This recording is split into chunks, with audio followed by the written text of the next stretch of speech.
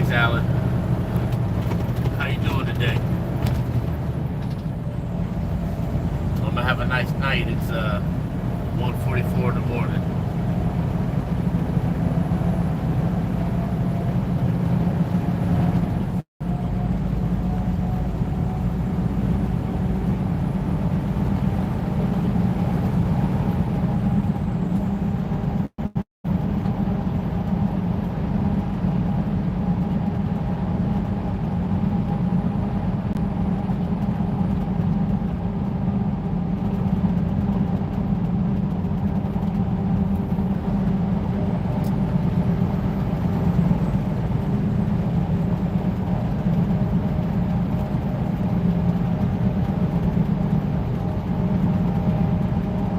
Coolest 1,000 hot.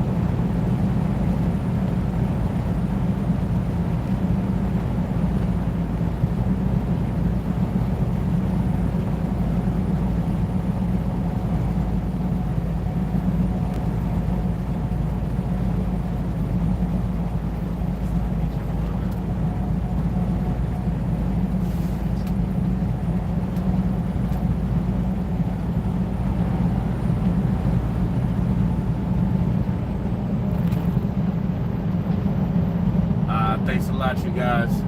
1,000 subscribers tonight. I appreciate you. Come along for the ride.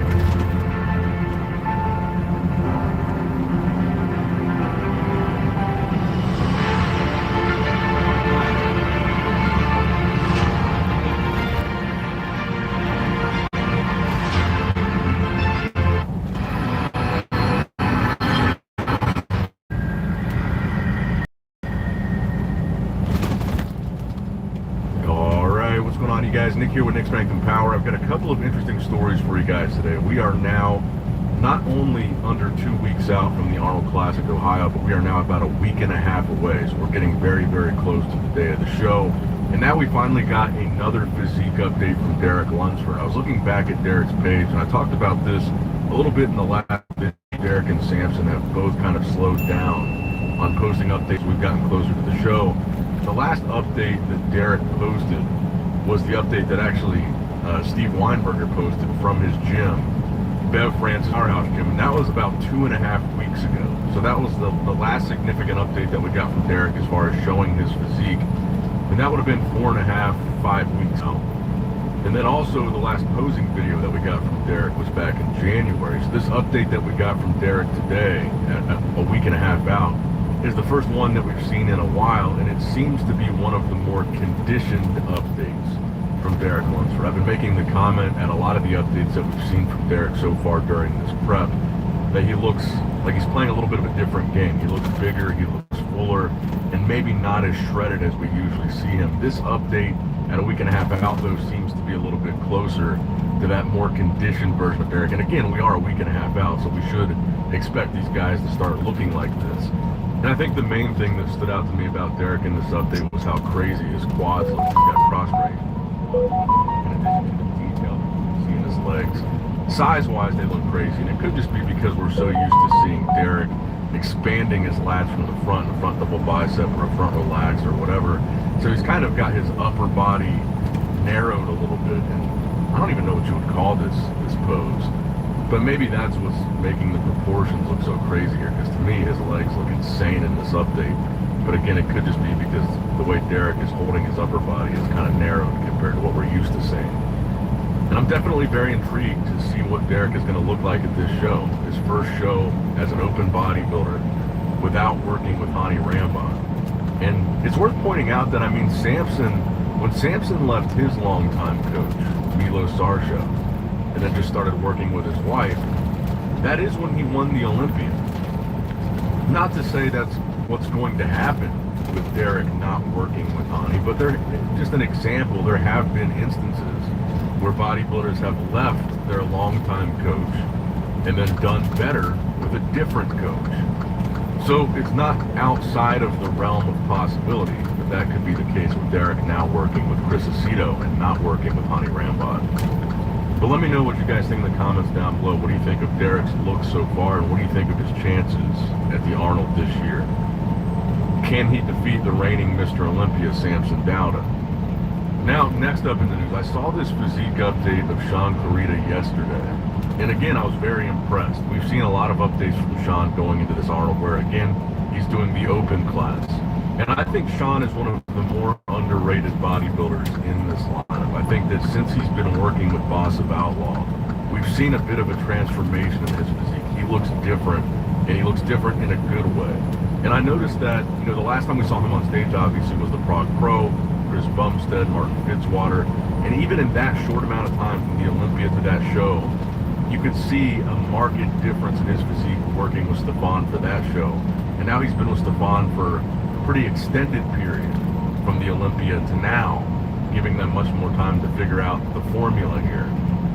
And I think this is like the biggest, fullest version of Sean, while also being freaky conditioned, that I've seen in a physique update for a prep. The only thing that I would say, though, is I really want to see his legs. That's the one thing he hasn't really been showing.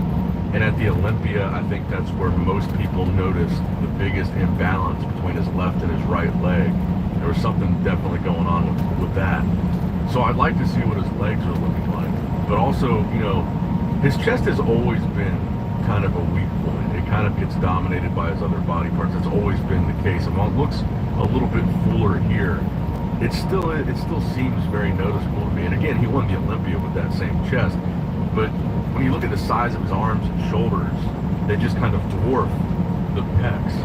But I do think this is one of the best looks I've seen from Sean Clarita. And like I said, when Samson Dauda made his Arnold Classic predictions, I said the most surprising thing to me about those predictions was that he didn't have Sean Clarita in the top 5. I think Sean has a really good shot at cracking that top 5 here.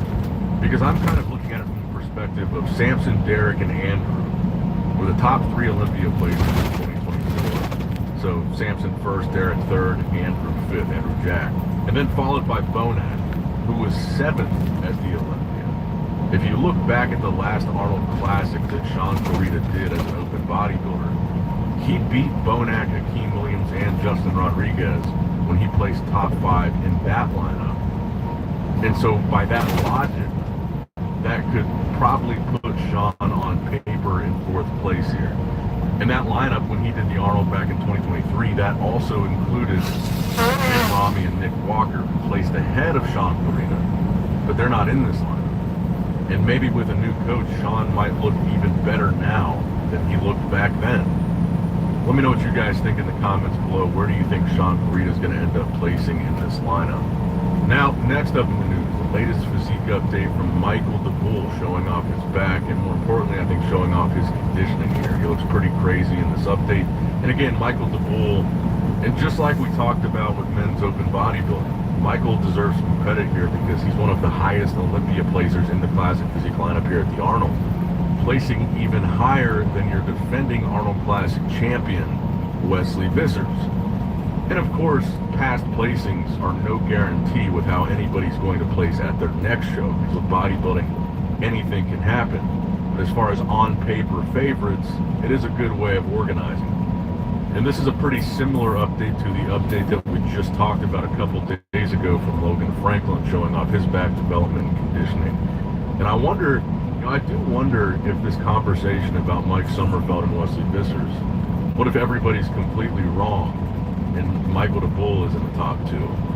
I guess it's really just a matter of if Wesley misses the mark here at the Arnold again, because I feel like the Olympia situation with Wesley was more that they just missed the mark there. And it was definitely not the same Wesley that we saw at the Arnold last year. But if we see that Wesley again, the one that we saw at the Arnold, again at the Arnold this year, I think it could be a different story than the Olympia. Those past Olympia placings might not matter, but Wesley has slowed down on the physique updates too. And the last physique update that he got, he called his final shape reveal, was almost 3 weeks ago as well, the very first day of February at the 4-week out mark.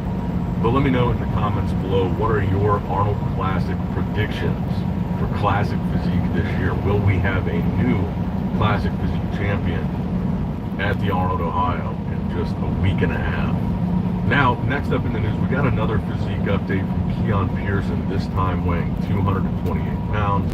This is, I believe, the 2nd or 3rd update post-gyno surgery. And you can see that scar tissue is beginning to go away a little bit. But we learned a couple of things from this update. Number one, Keon pretty much confirms here without a shadow of a doubt that he is going to be competing still in 212 at the Olympia this year, going for a 3rd title. So it looks like we might not see, or it looks like we definitely won't see Keon pursue open in 2025. And then I also saw his coach, Patrick Tour, left a comment on this update that said, Project Best Bodybuilder on the Planet. And that kind of raised the discussion, is Keon possibly the pound-for-pound best bodybuilder on the planet because he is in the 212 weight class? I think that's a little bit premature, even as much as I love him. I think we need to see him in an open lineup to be having a conversation of best bodybuilder in the world, even if we're talking about pound-for-pound. We would need to see where Keon falls with the open guys. Have Keon weight 12 or whatever on an open stage and then beat everybody but except for Samson, for example. Then I think you can make the argument that Keon is the best pound-for-pound bodybuilder because obviously he's much smaller than Samson. But I think until we see Keon on an open stage, I still think that conversation is premature. I still think he's got some of the best genetics we've ever seen for bodybuilding.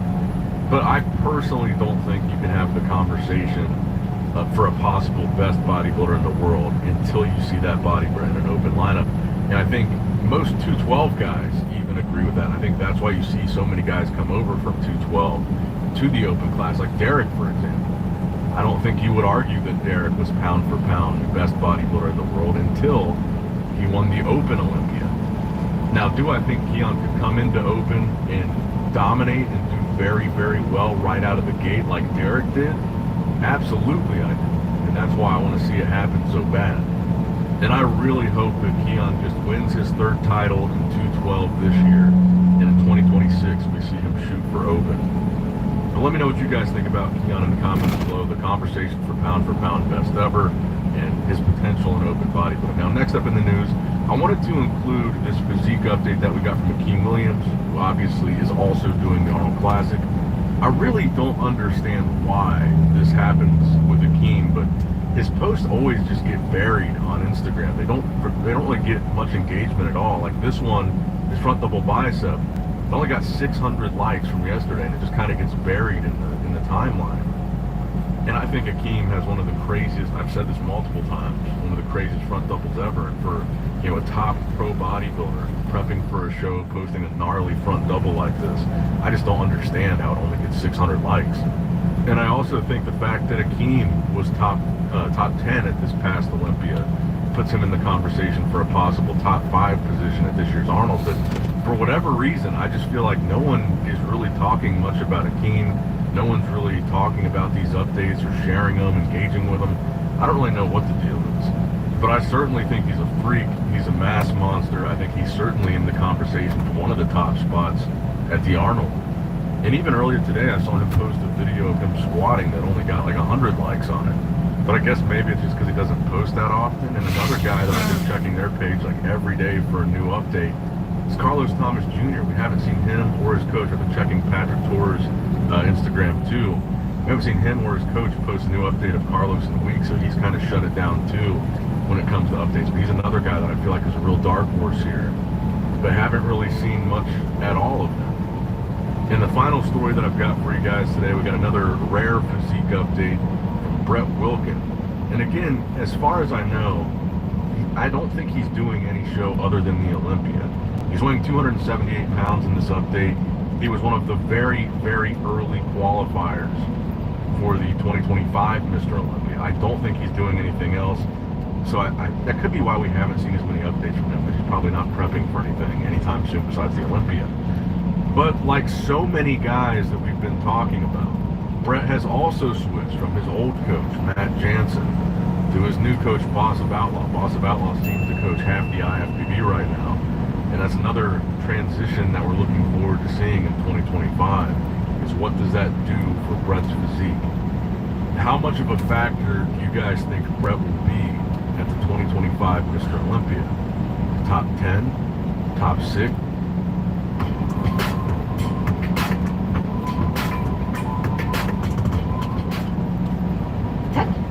Treat. Good boy. All right, that's enough for the day. Wait. I think it's time you get me pet insurance. You make it, don't stop till I tell you to stop. I'm good. Have a nice day.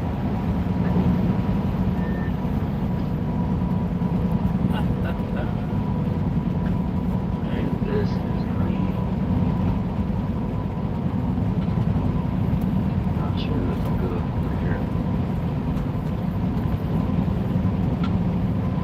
She big too. Brown skin. She like a water. Where you going? And you look amazing. Thank you. What's your name? Oh, we have any? Shut up. I ain't not your. I ain't got a name. I know it. No one did. What? I ain't got it. Well, I ain't your type of son. She got a name. Say they have. I said, what? Like, what's up? Like, why can't I get your name? Okay. You don't got a name. Why you acting like that? Who are you? So I can get your name. Okay. You gotta go. Oh, I'm sorry to hear that. I mean, I don't see no ring, nigga. I'm gonna have a ring. By yourself. I'm saying you with the knife. Going back around by yourself. No. I'm saying you with the knife. Move your by yourself. Hold on. That's what I'm saying. I got you. Let's change that. You good? You sure? Respect it. Alright. Enjoy your walk.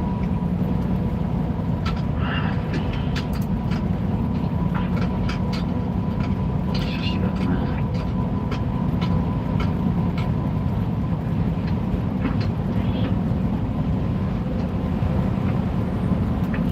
What's up? You said what? Come here, what's up? So you want to talk? Come up to me then. What's up? Oh, I'm not tuning in now. Nice to meet you. What? I'm And so I asked you when you first time, you made the problem. I just didn't know you. Well, you don't know me now, though, right? I'm thinking, I just been thinking about it. You gotta think about it. So what changed your mind then? I mean, you look good. Well, now I look good now. I mean, I never said you didn't look good. Let's say you get your picture. Look, then you say you get your man, though, right? Yeah, I know, but Alright, then. that don't got nothing to do with what I'm But you know that fun him up. So you got your man, then go ahead, be faithful to your man. What you mean to what you mean? Now you should like bring your man up, get your man. You know what I'm saying? But for what though? You got your huh? Oh, good now. Oh, okay, so it's like that. Oh, okay. What's your name again? Holly. Okay, well now you're bench bar. Yeah. I mean it's I can't get out. you wanna oh shit, that shit kinda soft on here. Listen, let me see. Oh, that's all you like there? I like how that looks though. All you homegrown. Okay, I like that. Then so how long you been been into them? That don't matter. I'm just asking, I know, these things happen, I gotta ask. You finna get the ball. That long. So how many years? You ain't gonna get it. How many years? Months? How many months? I like this. But I'm trying to fuck with you. I want you to Well, why not though? Because I told you I had to think about it. Why you keep grabbing your ass like that? I can't. I mean, you can, but it's like, what's up? Like, You grab it? moving around. I mean, I can grab. I'm saying like you just moving around a lot, like grabbing your ass. Like, I mean, you can. I'm just saying like, what's up though to you? Like this. No, I'm saying like, what's up to How you you though? like it? How would you? I mean, you can do that. I'm saying like, what's up? Like, speak your mind. You grab like something. Like that. Let's talk about those players. Change.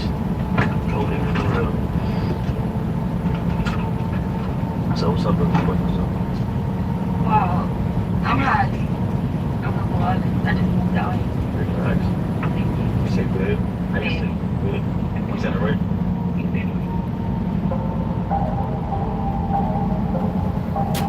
एक जानी पहचानी सी हुई है दस्तक। एक बात है हमारे दरवाजे पर, वो यादें जो शाम होते ही हुई। Out here. Relax. Thank you. You say good. I just say good. You said it right. You did it. Good. Yeah, all right. You should let myself. That's a pretty thing. Appreciate that. Brings some love world though. Thank you. That's a pretty face. Good. Appreciate it though. Crazy that you stop long. Welcome back. Or not. Go high. So be right to me. I like that. Say what all your friends did though. I don't have to explain today. I was just going to the store yesterday. Instead of driving, I like that. Okay, took cardio. You been to jump? Yeah, I mean, going though, like just going back. You should be in it. You know, that's not gonna go. I look amazing though. Fatigue? Want me fatigue? Okay. Stop. Stop. But like that. But nah, though, like, what's up, though? Like, temperature, so. I'm a seamstress. I make clothes. Then I also did Your accent is strong. Like, I got that real scared. Like, I'm listening to This you. don't get used to. Yeah. So you make clothes. Yeah, I make clothes. So when you say you make clothes, like, what do you do? I mean, it's like I can make what you have on. It's Like, great. from scratch. So you can do all like, so like men, it's like you can make it. Now I'm saying like you could like really like this. It's Sewing machine, yeah. fabric, make Oh, a shirt, Oh, fly. yeah, I like that. I like doing that. Do you enjoy it? Okay, so what else you do? I did.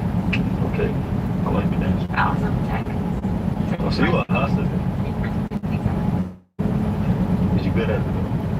A lot of people, they do taxes, but be a lot of, you know, some scam going on. I ain't trying to give you info, not, you know, where you get it done. Okay. How long you doing it? I've been doing that for like 4 years. So you got 3 short things. Okay, so that means you a hustler. What's great? Yeah, for sure, for sure. You know, hustler, I'm saying, so that you've been hustling is a plus. You know what I'm saying? It makes sense. 2 hustlers come together. So I like that. You know, a lot of people out here, they can want something. It's more dependent on that. What you like, you know, working on. I mean, I still like to depend on my baby I'm qualified. Even though I make my own. I'm saying, but like still, like you still are hustling mentality. like that. Okay. So like we do it right now. I don't like bring up, but like that's what I ask, like that's what I bring up. So like how you paying on the bill, like people really He paying on the bill. oh. I'm just saying though, like you a hustler, right? So what you doing now? So I'm saying like what you bring to the table. I cook food. Oh, okay. Okay, cool. I like that. I could be like, he takes care of me. There's no thing. But it be cooking clean and you know making home like home. For sure. Yeah, that's my big thing. Okay. So that when they say you need help like bill, like open to help No. with or not. Because he's a man. When he's a man, but it's still if he needs your help though, people still need your help, you know, like a man or a woman. You know what I'm saying? I'm not cool with it. Not cool. So you're not open to like, you know, having a man to pay bills, they need your help. No. So what you gonna do then? He don't. No, what you gonna do? Y'all team y'all together, right? So what you gonna do? That's why I actually to keep them on. So what they got like a no one person, you be paid by the thing, not you get kicked out. Then what? I'm gonna call my parents and I'm gonna go on the bill. And if he don't pay the bill, I'm gonna kick him out. Okay, then when you can't pay the bill, then what you gonna do? I'm gonna go leave and get my own house. So he can't stay with you. But not if that no. What you mean? How y'all was together, y'all team? Like you love this man? Why you want this to happen? When I met that man had everything set in stone. But so you don't want to help him fight it down? He's not supposed to be down. What you mean not supposed to be down? What you mean? So but if you was down, I guarantee you would help you. How do you find? What you mean? How I know that's what the man do that already. We already helped women already. No, we gonna help y'all still. So why can't you like reciprocate that? You make it like it's a crime to do that. Like you still want to help the man. You really love the man. You don't mind helping your man. I would think it's a crime. But you're making it seem like But that's not for me. I mean, they have to compare other women out there. okay, so we're legal. Yeah, that's what you're saying. Yeah. Tell me how much you care. Yeah, and it's not. But it tell me a lot about your girl, and that's first. I don't want to like you know what I'm saying continue this conversation with you, or continue to build like a relationship with. But I'm not saying it in a bad way. Right, but which means you don't got to say the bad way, but it is south, and it is, man. Believe me, your man to lie down. Well, we talking about that, man. I'm trying to put you out. I'm to my end. Like they say about what that you can sleep, but I'm saying I'm trying to just see where you're at. I mean, what type of person you are. You said tell me a lot about your career. You think your man white down? Like I said, vice versa. You won't. So we on because I don't. But I just want to Why though? look good. Like why would I just like I'm fixing the things that I got. I'm not worried about what you got. Okay, so if I don't got this thing, I still want. Yeah. You don't believe me? I don't believe it. That's what you just said. But I'm telling you. You can tell me anything. Though. Actually, like, speak a lot of words. Wait, you gotta give me a chance to show. But what's up with it? Come on, tell us. Show me how favorite. Come over here.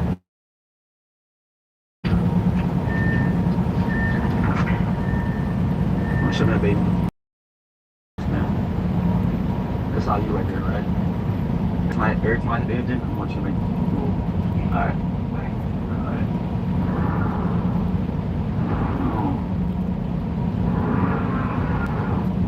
You're ahead of me. That's it. Ooh, keep making it. Don't stop until I tell you to stop. I'm good. Have a nice day. Cool, y'all. You smoke. Fuck, man. Like they mindset is like. I'm speechless, man. It's like I don't got too much to say no more. Like it's hard to come across a good woman like with a good mindset that's like really there for you. You don't care about nothing else. But man, y'all like this video right now. She gotta come turn the video, follow me on Facebook, send to the Patreon. She got next video when I'm out. Peace. Yo. So I broke up with my ex a few days ago, and he used to pay for like a lot of my bills, like a good chunk of them. And today I found out he turned off my Wi-Fi. He turned off my Wi-Fi. I don't know why I was under the impression like he would just always perform, or he would just like not remember. No. Remember? Nah. Yeah, the normal pays like for my Pilates number. I also had to pay that myself yesterday.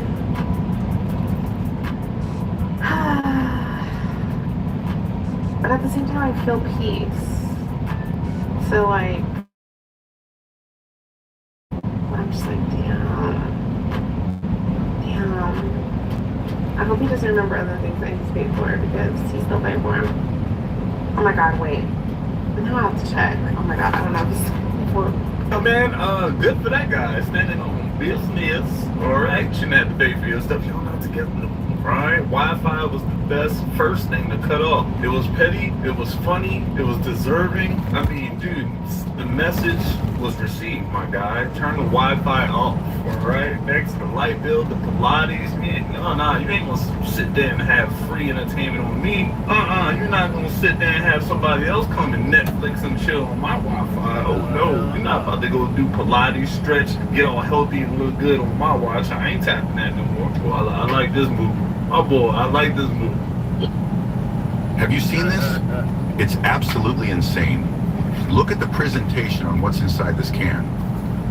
Let's just clear this up. Me and Touch Money D is not together anymore because I cheated. I was cheating. Let me make this so loud and clear. I was cheating. We know. Cause I don't give a fuck. I'm a grown ass woman. Yeah. I do OnlyFans. Yeah, it's a fee. I was cheating. Motherfuckers be forgetting. Oh God. What? Like, are you illiterate or something? You was acting like a shit going through my phone. I told you stop going through my phone. You continued to do it. So I went back to my old ways. You know, get no better than letting y'all collab and you mad because I made a little money on the side. I was, and I'm going to continue to do it. As long as you continue to do my phone. Like, shh. Don't do that, my kids. Because I'm grown. It's not saying shit on my chest. Everybody that know me know this come with a fee. Everybody know that. So you can't clock that. Clock something else. So I don't get it. You broke up with your man because he was looking into the signs of you cheating. You told him not to go through your phone. Look, I'm not going to sit here and debate should you go through your girl's phone or not, but you know, he did. All right. But it sounds like your reason for breaking up with him and cheating just don't make any sense. It's not valid because he went through your phone. You gave him a reason to go through your phone. You probably already was cheating. Like, you was gonna do it anyway. You just claimed that you was gonna do it anyway. This is not valid at all. Damn, Shawty's got a melody. I don't even know what that means. What the fuck? I'm convinced, man, they set these lineups for clout. I am convinced that they set these lineups, these 20v1s for the reactions, man. Ain't no way. Look, dude, you gonna call me in for a 20v1 and this part of the lineup? Oh yeah, I already know y'all trolling right now.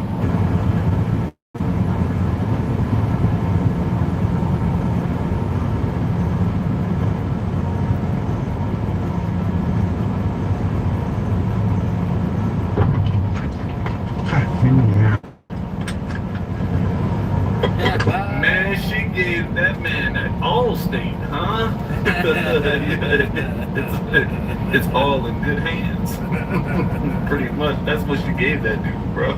She gave him that State Farm like a good neighbor. Becky is there. Y'all know what time it is. Well, is there anything that you would ask her before deciding if this is a possible match? So you say you have a boyfriend, right? Mm-hmm. Like, do y'all stay together or? No. The plot thickens. He actually has a wife, a kid, and another one on the way, and we are all okay with this. And I am quite a bit younger than him, so I live my life, and yeah. And the wife knows. Yeah. Everyone knows. I help them. I babysit. I do all of. The kid knows. Everybody knows. I go over and I babysit, and I'm like, I'm friends with their moms. I'm like, everything's great. Oh, okay. What did I just hear? Wow. She's out here looking for a boyfriend or looking for a date. Meanwhile, she got a boyfriend, and that boyfriend already married with kids and expecting more, and they all know about it. Man, what kind of twisted dating? Man, I gotta. The creator of this, bro. What kind of woman still goes out there and puts herself out there and just dude, what are you co-signing to, my guy? Are you just doing this for cheeks? Because I can't see you doing this for a relationship. Like, I just don't see how this is gonna turn out for you, my guy. Like, you gotta be just doing this for cheeks. At this point, I'm convinced. I'm totally convinced you're not looking for love. You're just looking for some action. There's nobody on the face of this earth with better time management skills than a man with multiple girlfriends, because I don't understand how they do it. How are you able to spend enough time with multiple women to convince them you're exclusive, go out, to stay over, to have dinner, to do all these things with multiple women while you still have a job? I'm not understanding, because I only have school and work, and I feel like there's not enough hours in the day. If I had to do school and work and manage 2 boyfriends on top of that, I would lose my mind. So I need these men to come to the front and start a time management boot camp. Not because I want multiple boyfriends, but because I feel like I'm doing something wrong here. And I feel like guys that had 2, 3, 4 jobs, bro, the guy he talking about, he got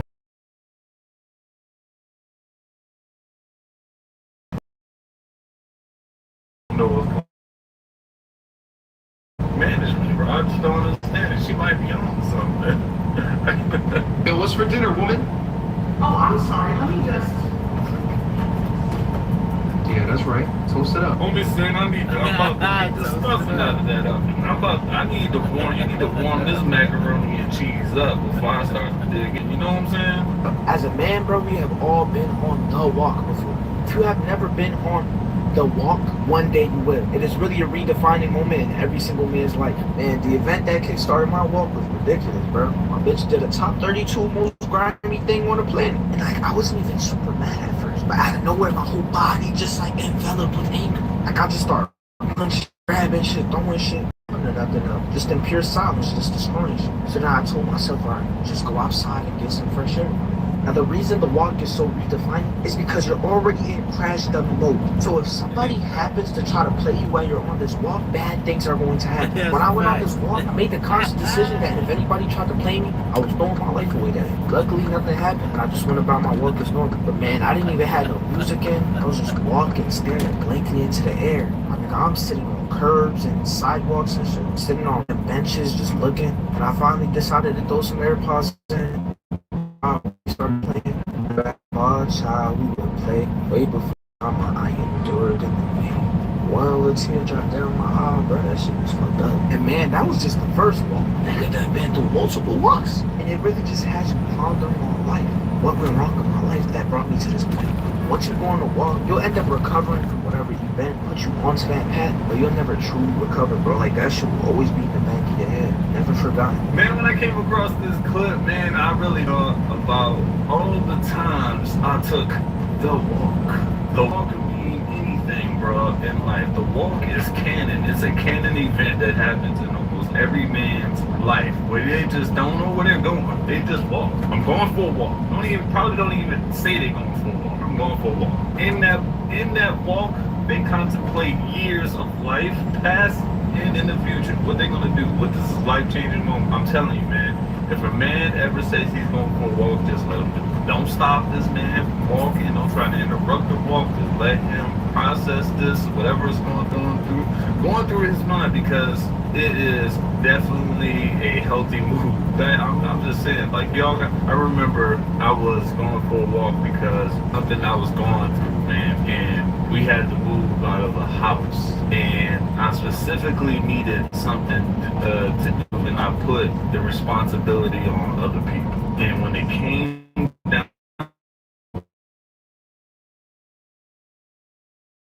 the people I was moving with, was it the move for me? I really just contemplating on, am I even going to do this today? You You get what I'm saying? Am I just gonna chalk it up and sign another lease and just do it? But those are the things like you have to, you process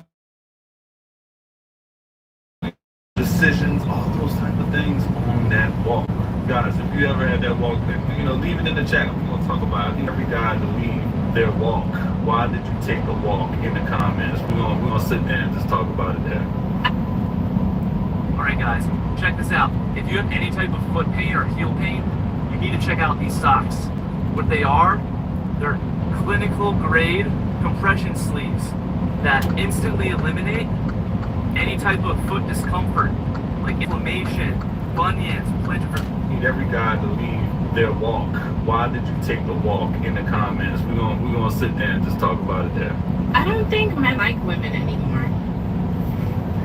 I don't think that men desire us women anymore, us real women. I don't think that they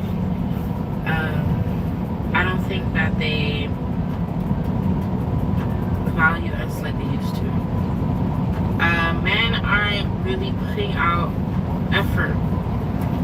They're not putting out any type of effort like they used to. Taking a girl on a date becomes an issue. Spending money on a woman is an issue. You should have your own money as a woman. Going out to do something fun is an issue. Why don't you just come over to the house and we could do something in the house?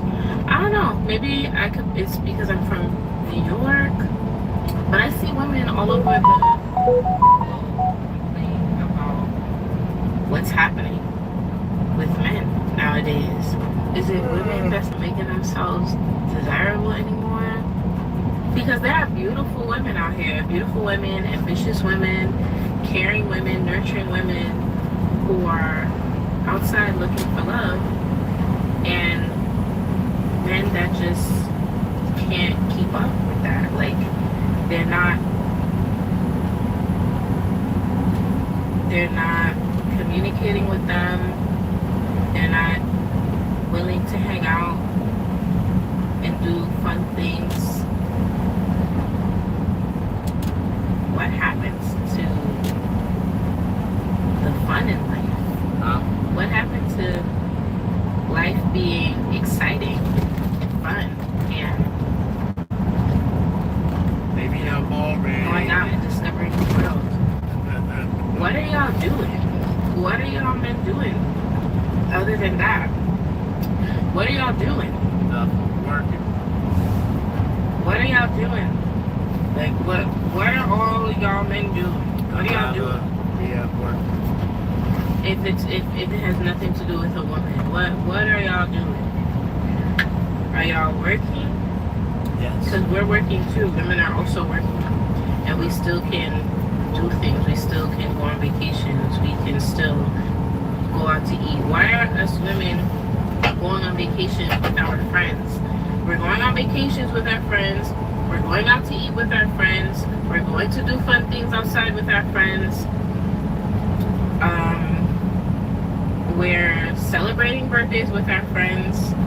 Where are y'all? What are y'all doing? What are y'all doing?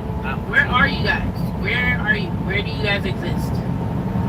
I'm gonna just tell you like this, young lady, and it's crazy because you probably had a few bad experiences, but if a man really likes you and he really wants you, he's gonna take you on that date, alright? You're gonna pay for that date. If a man really wants you, really likes you, and he's motivated, he's gonna do everything that you say men aren't doing. This is the realest tweet I've ever seen in my life.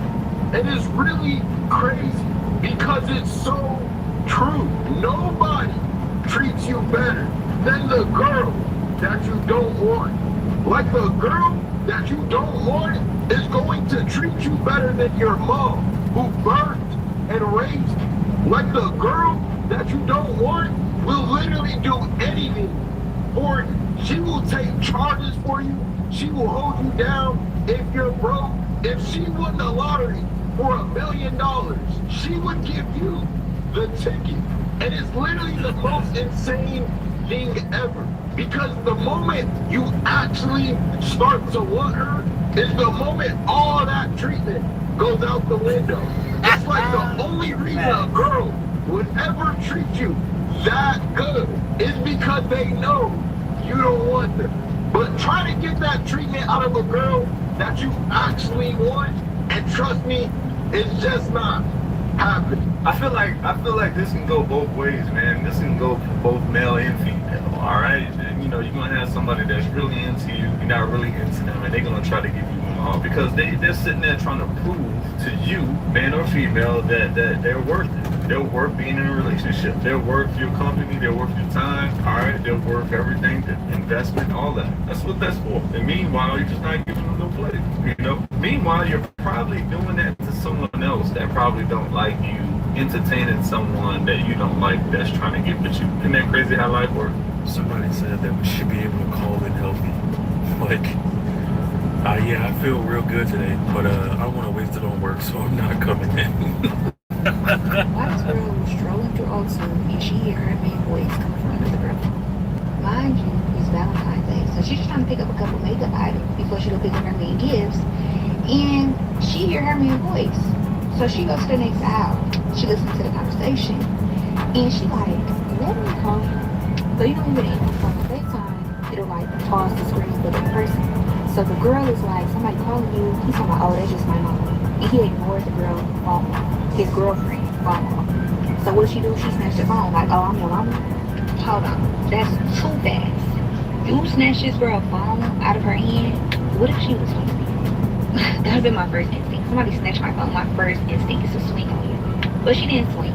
So the dude hang up the phone. Now the anger is directed towards the girl. Cause like, you know, it's a lot going on. Why you talking to my man? So the girl reached for her own phone back.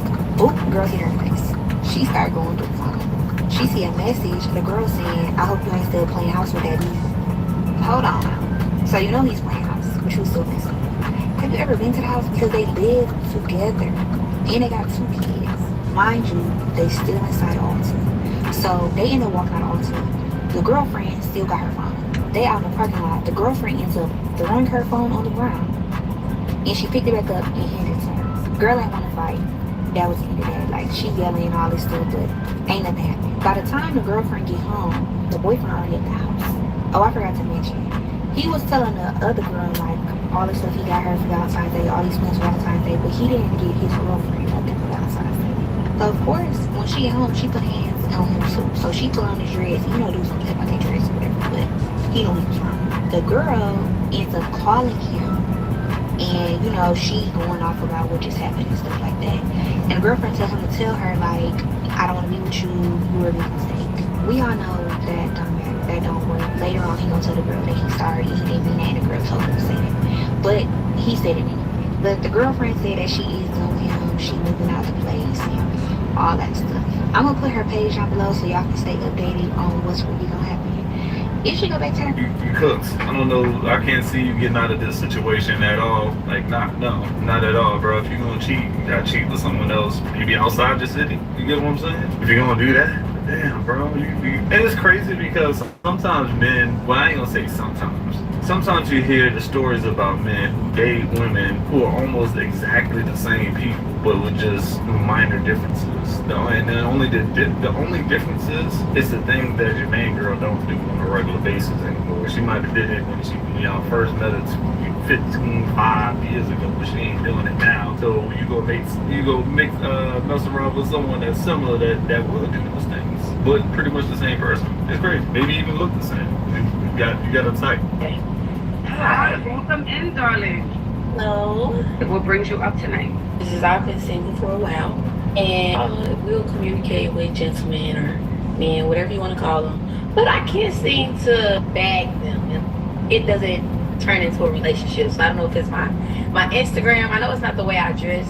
Like when I'm speaking to other people, they tell me it's because I have a lot going on for myself, and sometimes it may be that I intimidate me in my age. I just turned 24 in January. I graduated with a... Lady, did you just threw out a whole bunch of things that just don't make sense. You say you just know it's not the way you dress, but yeah, you know, we just saw a picture of you with a high-heel dress on. Like, have you considered it?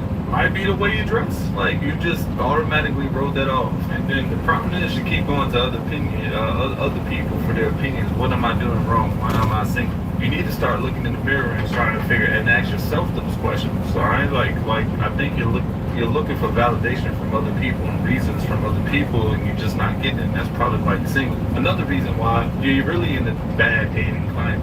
You're 24 years old, rather you just graduated your degree, accomplished, you got some things going for you, you know, like maybe it's your area, but really the dating climate for your age bracket is just absolutely cooked right now. I just don't see a lot of people in that age bracket really trying to go dating. Like, let's just be honest, like they out there just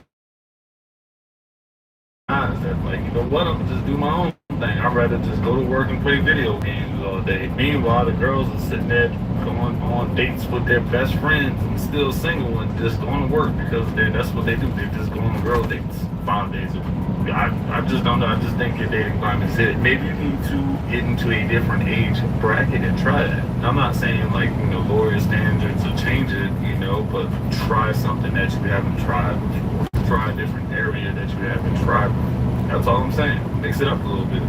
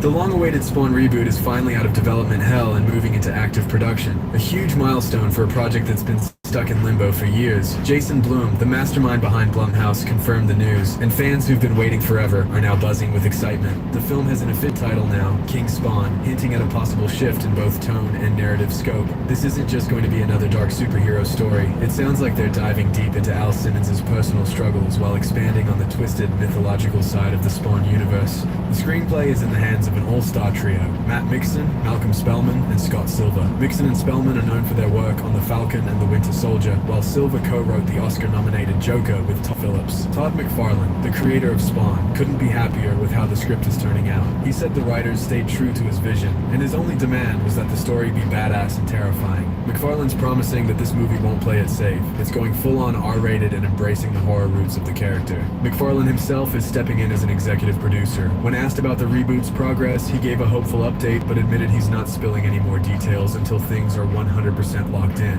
And honestly, that makes sense. The project's been through so many ups and downs that holding off on teasers until everything's set is probably the smart move. But that hasn't stopped fans from bombarding McFarlane with questions, especially since he's been expanding the Spawn Comics universe the whole time. If you remember, McFarlane was also a producer on the original 1997 Spawn film, and he's been grinding on this reboot for years. Blumhouse came on board in 2017, and McFarlane was set to direct it himself. Then, in 2018, Jamie Foxx was announced as Al Simmons, and in early 2024, McFarlane confirmed that Marvel alum Jeremy Renner would be playing Detective Twitch. But here's the catch. Jamie Foxx's jam-packed schedule is a major hurdle. With his commitment to a Mike Tyson biopic series, there's a chance King Spawn could face even more delays. As a hardcore fan of Spawn, it's frustrating to see how long this has taken, especially now when superhero fatigue is setting in. It feels like they might have missed the perfect window to drop this film, but maybe, just maybe, the lack of updates will be a blessing in disguise. Sometimes less noise builds more hype. If they take their time to perfect this, the wait might actually be worth it.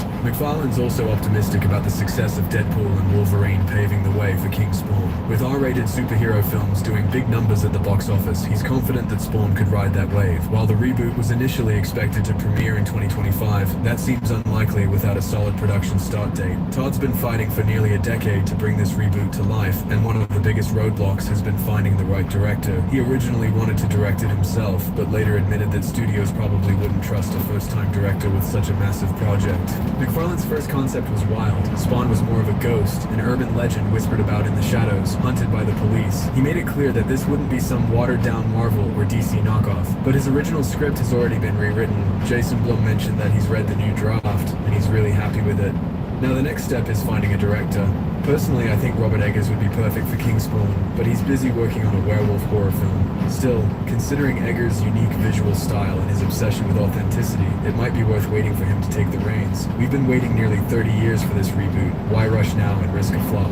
The real question is whether Blumhouse is ready to take that leap. Movies like Joker and Logan prove that comic book adaptations can break the mold and still crush it at the box office, but it's a risky path. Will King Spawn deliver a groundbreaking cinematic experience, or will it fall into the same trap as other ambitious reboots? Only time will tell. But the title change from Spawn to King Spawn has already stirred up a ton of fan speculation. The King Spawn comic series represents the peak of Al Simmons' journey, diving deep into his destiny as Hell's ruler and his role in the cosmic battle between heaven and hell. This storyline lets McFarlane weave together different arcs into one massive epic, where Al has to decide which side to take in the ultimate fight between good and evil from a position of real power. The film's concept has evolved a lot over the years. At one point, it was supposed to be a low-budget horror flick about New York Police Department officers hunting down a ghostly Spawn. But now, Blumhouse is throwing more money into it, which means we might get some epic action sequences. Most of the story will still unfold in New York, sticking to those classic, dark, gritty corners of the city. It's a large-scale project, but not a mega blockbuster, and it's set to deliver a clear moral conflict for Spawn, not just your typical black and white superhero choices. By blending horror, fantasy, and even a bit of political intrigue, King Spawn is shaping up to be a mature, compelling continuation of the character's legacy.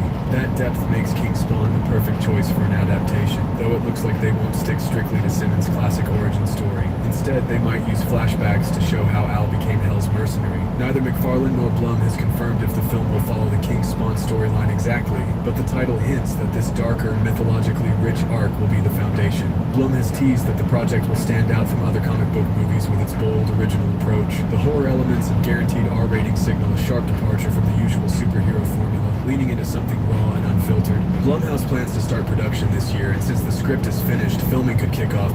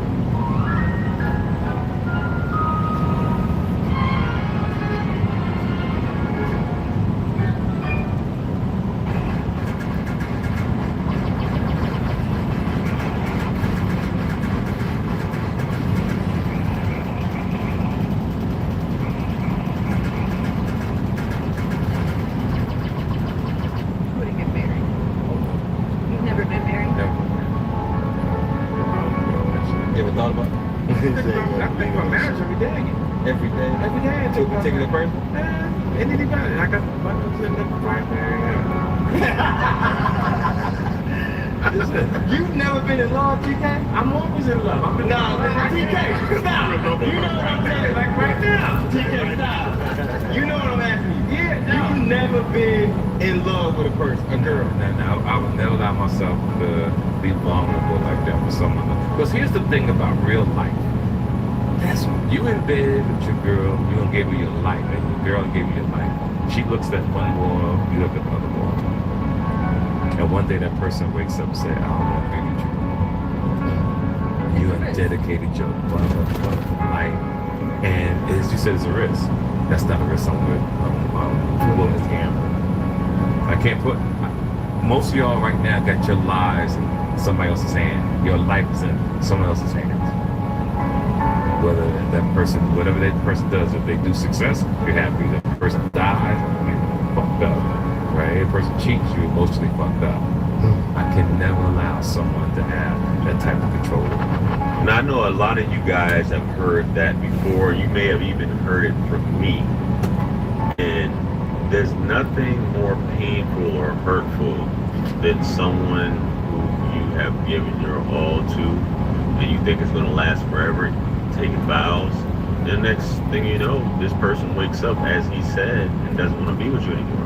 Now, a lot of ladies be saying, oh, you're tripping, oh, that's just insecurity that you're talking, you just don't want to, this, that, and the third. It is a realistic thing, guys. It is a realistic thing. Divorce rates at an all-time high. You can't please a woman. Women are never happy. That's just how it is. You can't please a woman. A woman can wake up tomorrow, and I say this all the time, and be a completely different person. Those of you who have girlfriends, those of you who have wives, some days you're consistent, right?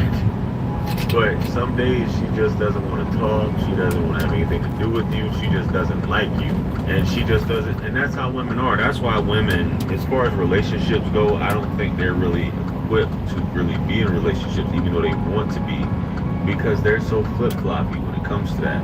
He said something that's important, that I did a video a while ago with Dr. Sadie, rest in peace, and I'll link it here, and I'll also, if I can find the clip, because I saved the clip because that's just how important that video, that interview with Rock Newman that he did was, where he says love. He talks about love. And basically what TK is talking about here. He's like, do I love women? Yes, but to fall in love with a woman? No.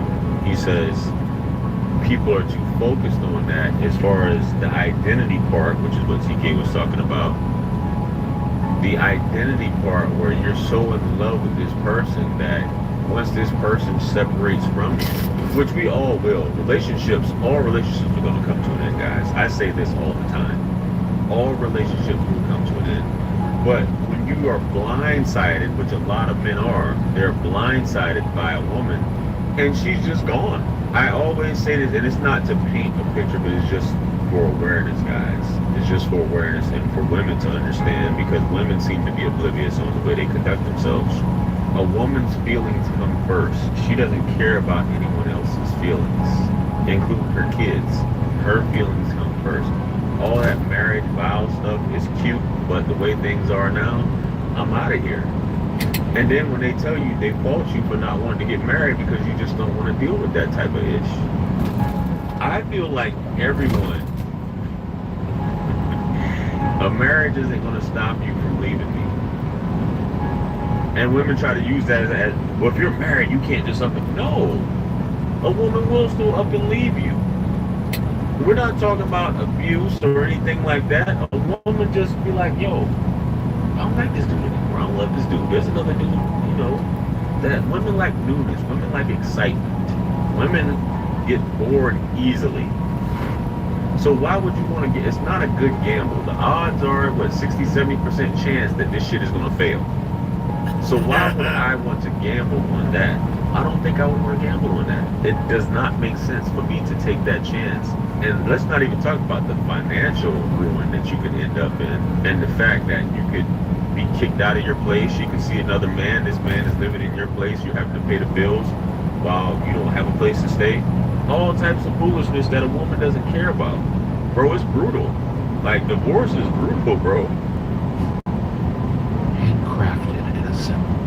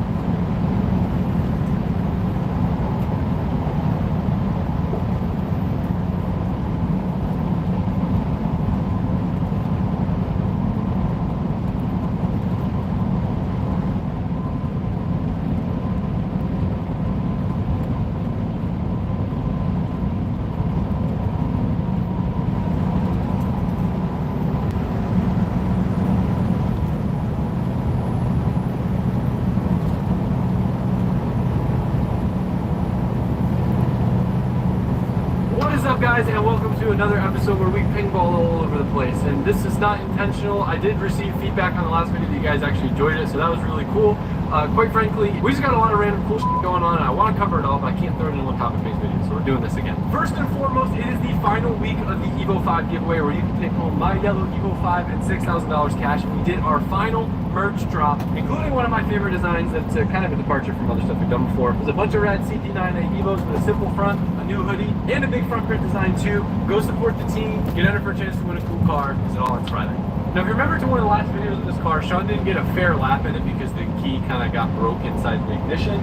And then me, of course, was around with things I probably shouldn't have been messing with, and I wound up breaking the TPS. So first step is fix TPS with, for whatever reason, this car has a TPS from a European car that doesn't exist here. So we're going to get a rig a TPS so that way Sean can get his redemption lap. Oh, I got my idea. Here, keep doing what you're doing. Do that again.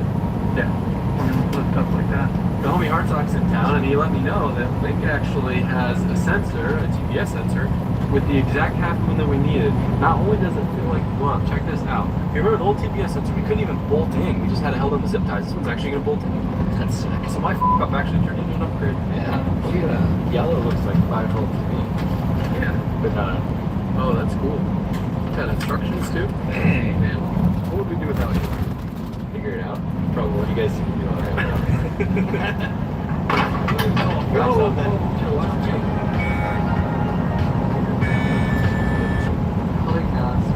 Doing this while it's a wiring guy. What? You're a wiring guy? I'm wired. We have a wiring guy right there. And we paid to be here from out of the thing. This is Russian. Go. Try it. No. Looking good over here. You're tweaking right now. Try again. Oh, we're golden. No way. Yeah, but you're rotating really big amount though. Rotate's a little up. Oh yeah, now we're good. Look at that. I didn't even do anything. Oh my god. The part is we don't know how to bolt it and which way it needs. Hi. I got this. You're the wiring guy. You're the wiring guy. We get some butt connectors. Is this the TPS? That's insane. What is that for climate control? It's like a climate control lister. Oh, jackpot. LEDs, bro. Jackpot. My survival kit. Bro, you can make your headlights so blue. Closed right now? Mm-hmm. All the way open. But we're lit. We're lit. This is how easy it is to calibrate TPS and link. Ready? Sean, fully open. Go. Open. Fully closed. Done. Then we'll verify. Alright, Sean, open it slowly. Look at that. Beautiful. Beautiful. 99.8. That last 2% goes in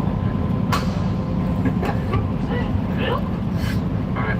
Ready for Sean to crash into a tree.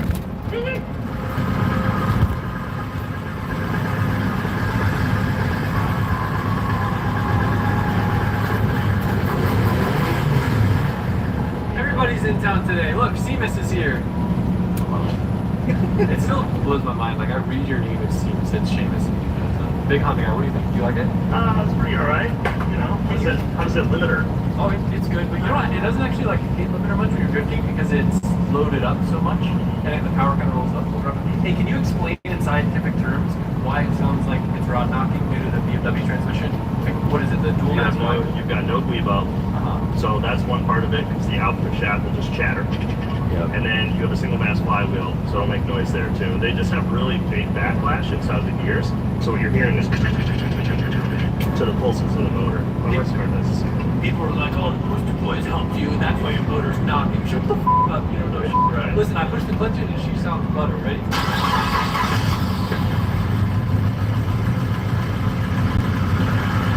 Hear the knocking a little bit? No more. Gnarly as fuck up. Yeah. Nothing's that hard line. The key to great skin is exfoliating and moisturizing. Old Spice gives me both.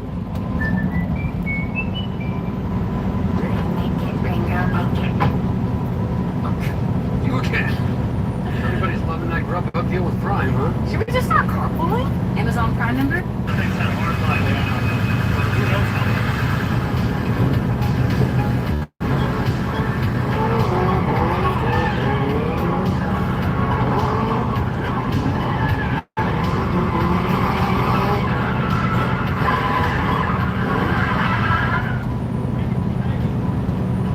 That was quick. Booth redemption. Mike, look at the steering wheel. It's getting a little chattery. Yeah.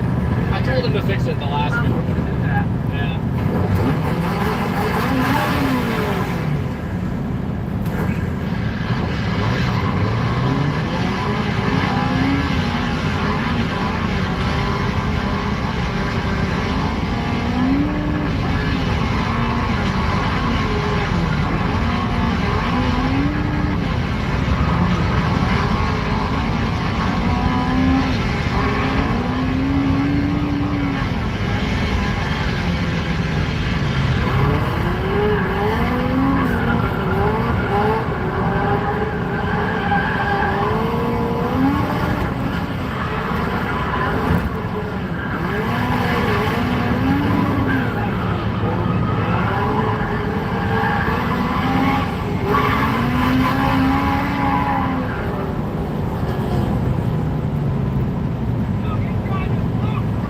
Yeah.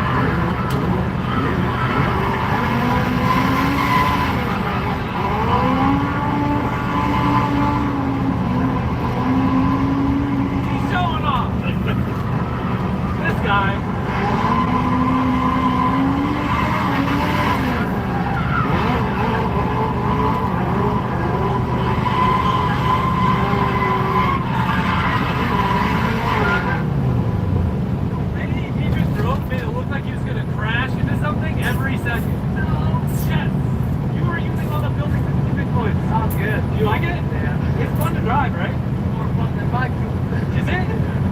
You wheel this thing. That's because I got the turbo when it does it. It's kind of wild. But yeah, that was a good lap. I was getting a little bit nervous. I thought you were going to drag the bumper. I'm like, bro, I know you kept looking up. I know. Then you got the shed. You almost hit the Freddy shed. Oh, yeah, that's wild.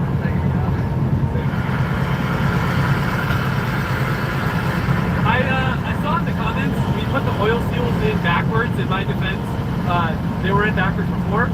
They're not leaking, but it makes sense why it was such a pain in the ass to get the valve cover on, because the seals were fighting me, whereas normally they would like go in on their own. Crazy. There's a couple of drifts down here. I think it's this line. The oil like the fitting on that line.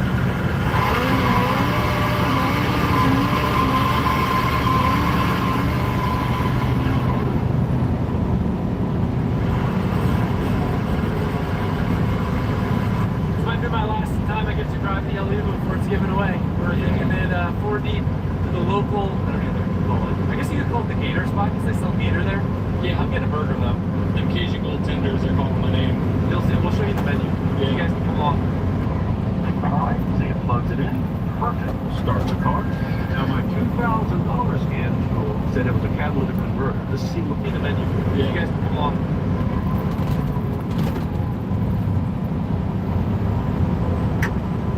Get in. Come on, man. Put your seatbelt on, John. I'll give you a reason to.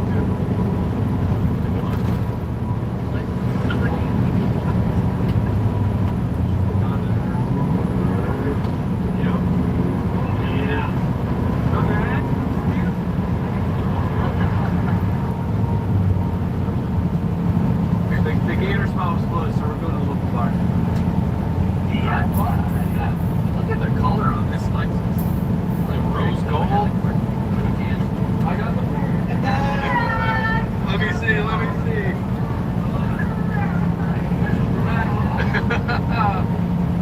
That's awesome.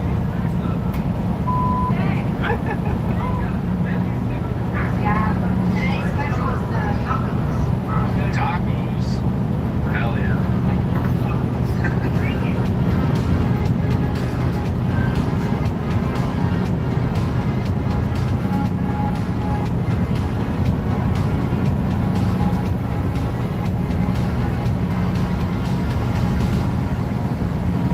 Random update from the lift building. I expect to be here because obviously I was a little embarrassed. I've been getting so many tourists here. But popping up all these different people's YouTube videos like this guy's, and this guy's, and this guy's. And this place just looked like a cluster. So I organized everything and I got all the cars like parked in a row. I got rid of the check mark cars. And like it's not gonna look like anything much. But it's activating all the circle chargers, not be a chaos of extension cord mess. So little update from the building. I would love to get some like cool branding or create more of a vibe here, but even just arranging the cars nicely made a big difference. Scrubbing all those stupid tire marks off the floor. This is a beautiful building. It just kind of needs to be kept up. Random update number 2. I don't think I have shelled this building in a long time. We're talking about embarrassing dirty sections of the compound. This one was really bad. Over this building was getting to the point where like you couldn't even see the roof. So one of the homies, Daryl, came by with his mulcher and basically cleared around this whole entire building and back there where we store like trailers and stuff because it was getting so overgrown. So little compound update. It's obviously not done, but it's gonna look a lot nicer. I've just been obsessed with beautification of the compound again. It usually happens once a year, and then I kind of go crazy trying to make this place look better. It's a big undertaking, so you gotta like take small sections at a time. Remember, we had to set up these pallets to get through the forest to fill up the diesel generator. Yeah. The old 1J Coupe's been getting a little refresh in the background. This thing got wadded up. Figured it's a good time to throw some fresh 2F panels on it. It's got fiberglass doors now. What I'm about to dive into, I'm super excited for because we have the first ever S13 carbon fiber roof cap from 2F. Now they did give me a disclaimer because it's the first one and there's a couple little lines that we're going to end up sanding out and clear coating anyway. So Celebrating 50 years of using line featuring Arcade Fire, Max Best Mod Body Branding.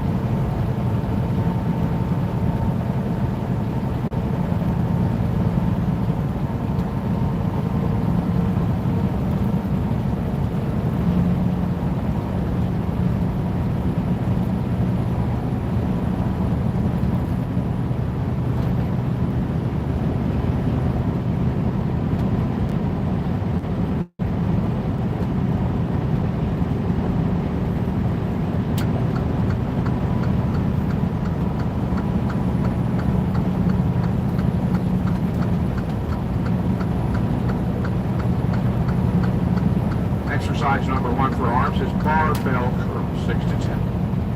6 to 10 reps of barbell curl. And that is a straight bar, not an easy curl bar. Easy curls do not work the biceps. They work the brachialis on the outer part of the bar. Do straight bar barbell. Exercise number 2 for the arms is tricep press down with either a straight bar or a V bar, but do not use a rope. Do not use a rope. Either a straight bar or a V bar. 6 to 10 reps for the tricep.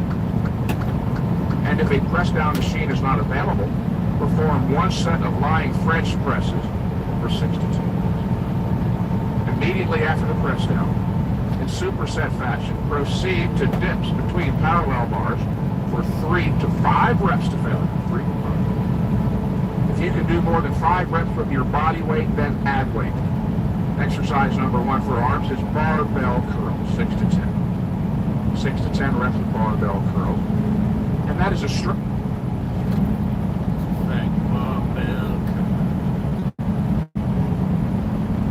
Look at that picture. But you can see the dedication that would take to look like that. I mean, that's hours and hours and hours of training. How many years was that to get to that point? Well, that was 11 years ago, a photograph taken right before the 1980 Mr. Olympia contest, and I had been training at that point for about 15 years, but for about 7 years straight through right before that. But an important point, Anthony, I did not train for hours and hours every day. This is an important issue. Contrary to what most bodybuilders do, which is train 2 to 4 hours a day, 7 days a week. To obtain that condition, I train literally for 30 minutes 4 times a week, 2 hours a week. Yeah, because the theory that you always hear is that it does require hours and hours to look like that. The mistaken premise there is that more is better, and the body doesn't necessarily work that way. If 2 hours or 4 hours a day were good, well, why not train 12 hours a day? Training is a form of stress, and up to a certain point in time, exposing the body to stress can be beneficial, but beyond a definite period of time, it can actually be detrimental.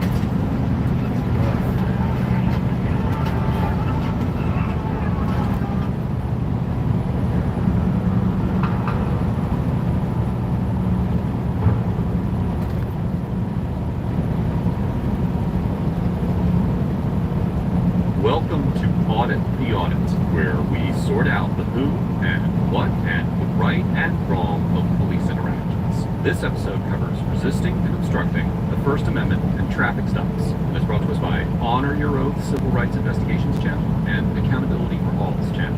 Be sure to check out the description below and give them the credit for being so. Before we dive into the interaction, I want to give a big thanks to the sponsor of this episode, Fume. Have you heard that flavored air is quickly becoming the leading alternative to vaping and smoking? Fume is inspiring a whole new movement towards better habits by developing products that are designed to help you break your bad habits. Fume is an award-winning flavored air device that draws flavor to your mouth, not your lungs, which makes it a great way to satisfy your oral fixation with non-toxic flavors. Free from nicotine or vapor, and it's safe to use anywhere. Flavored air isn't like vaping. If vapor was compared to sticky soda, fume pores are closer to herbal teas. Fume has lots of delicious flavors to choose from, like crisp mint and orange vanilla. With flavored air, you can satisfy your oral fixation through a passive diffusion system that utilizes no electronics, vapor, or combustion. I'm loving the spearmint ice flavor, and the clicky and spinny parts of the device keeps my hands busy whenever I'm bored. Fume has already helped over 300,000 people build better habits. Try Fume today. If you order the Journey Pack now using my code AUDIT, you'll get a free Fume topper, an awesome accessory to level up your experience. Go to tryfume.com/audit or scan the QR code on screen. Thanks again to Fume for sponsoring today's episode.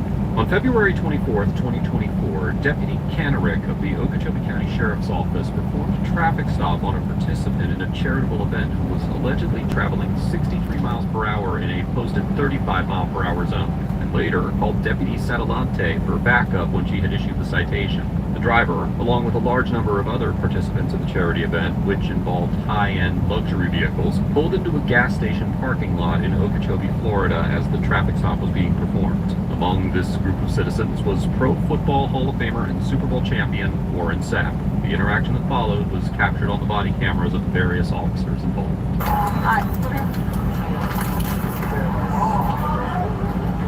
Alright, I'm giving you a citation, okay? 63 to 35. That's unacceptable. That's almost double the speed limit. Alright? Part of the rally, having fun, You can be part of the rally if you can live in town, I completely understand, but going almost double the speed limit is a little unacceptable. No, like you said, it goes faster speed over there, and then we I understand that when you come over the overpass, from the overpass it drops to 45 and 35. I'm just educating you. 3, you can take it to court. I don't like to go to court. It's my job. Alright? It's just a point. Yeah. Unless you want to fight it, you're more than welcome to. Alright? But it's a $248 ticket. This is points, though, right? But if you do the traffic school, it takes the points off. The amount of traffic, I'm trying to educate you, man. And it's okay. The amount of traffic that's coming through town. 63 is not double 35. The long time we got this. Is what I got on my radar. Go ahead and take it to court because it's all about double. Okay, but you're almost double. Okay, but you're going over the speed limit. Okay. Okay, well I got it. Okay, well I got it, and I wrote from what I got was 63. Okay, so I said what I said, but I didn't write it for double, then I wrote it for double. No, but what you're saying. Alright. Well, just for future reference, for this time, 35. That's all. Alright.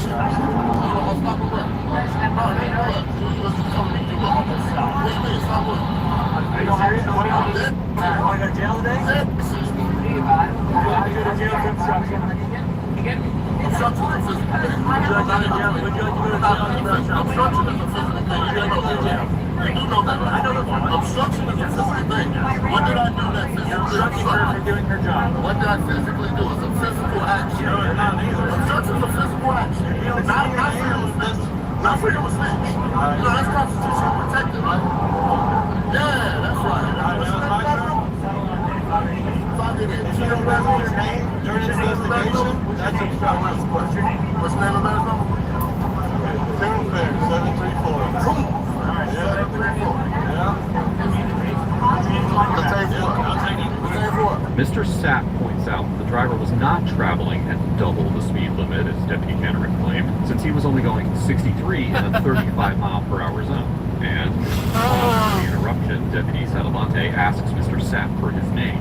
After Mr. Sapp refuses to identify himself, Deputy Satalante puts Mr. Sapp in handcuffs and tells him that he is being detained for obstruction. Under Section 843.02 of the Florida statutes, resisting an officer without violence occurs when an individual, quote, resists, obstructs, or opposes a law enforcement officer's legal execution of a legal duty without doing or offering violence to their person.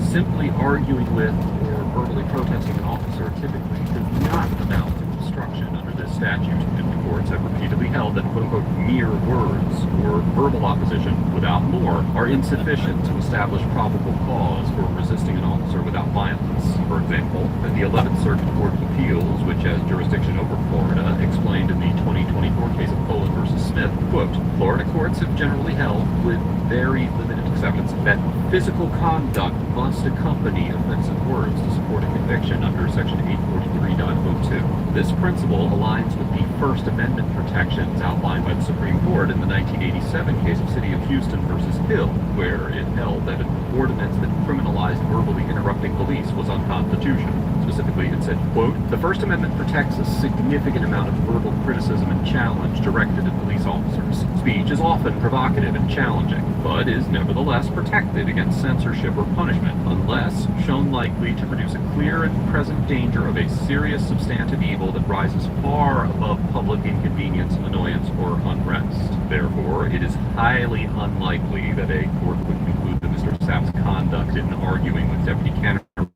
be arrested or even detained for refusing to identify himself under these circumstances. Although a violation of Section 843.02 generally requires some sort of a physical conduct to support a resisting or obstructing charge, an exception does exist for situations where a citizen has been lawfully detained.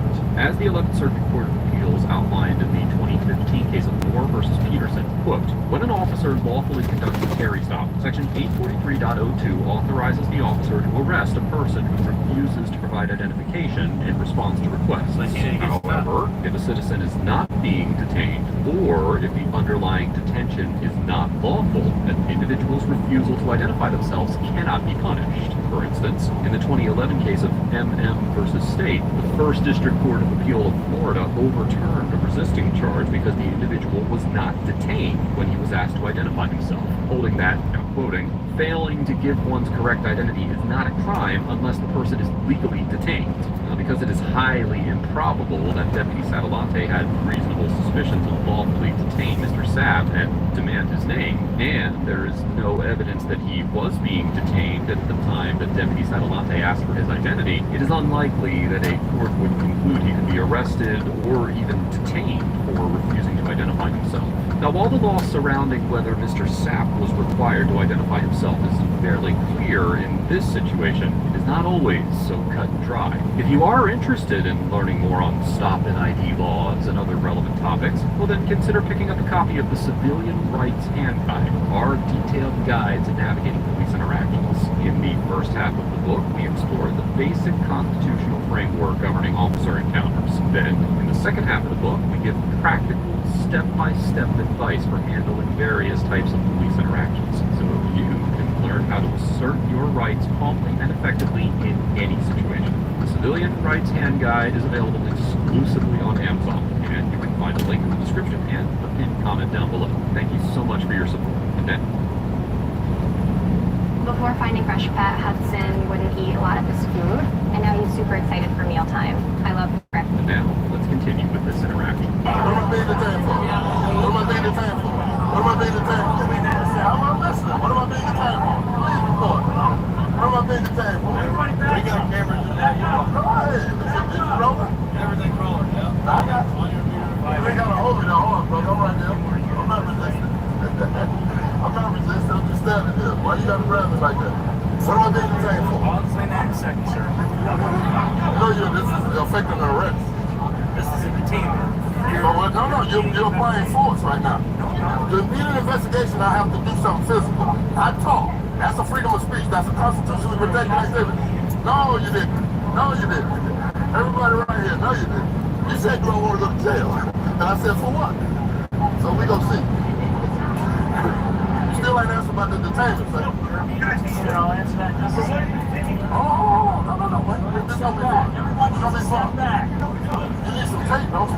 Here you go. You know this is force, right? 1983 lawsuit.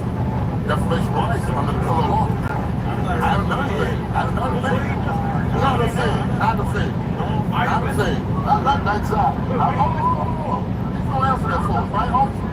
You know it's illegal for you to watch it, witness. Yeah, I am. This is force. Absolutely. What am I being detained for? That's what we're gonna do. What am I being detained for? Hold on. Let me explain it. What am I being detained for? I'm asking. What am I being detained for? I don't resist the unlawful arrest. But I'm not on Supreme Court. I have handcuffs on me. You haven't told me why am I being detained. I just stand right here. I'm not being detained. I'm not detained. I'm just standing here. Why would I be a car? Because I'm surrounded by guys. It's a safe situation. Ain't nobody doing anything. Nobody doing anything. I'm right here. All right. You have an answer. That's a physical act, right? Obstructing is a physical act. Mr. Sapp argues that he did not obstruct Deputy Canterick's investigation because obstruction is a quote-unquote physical act.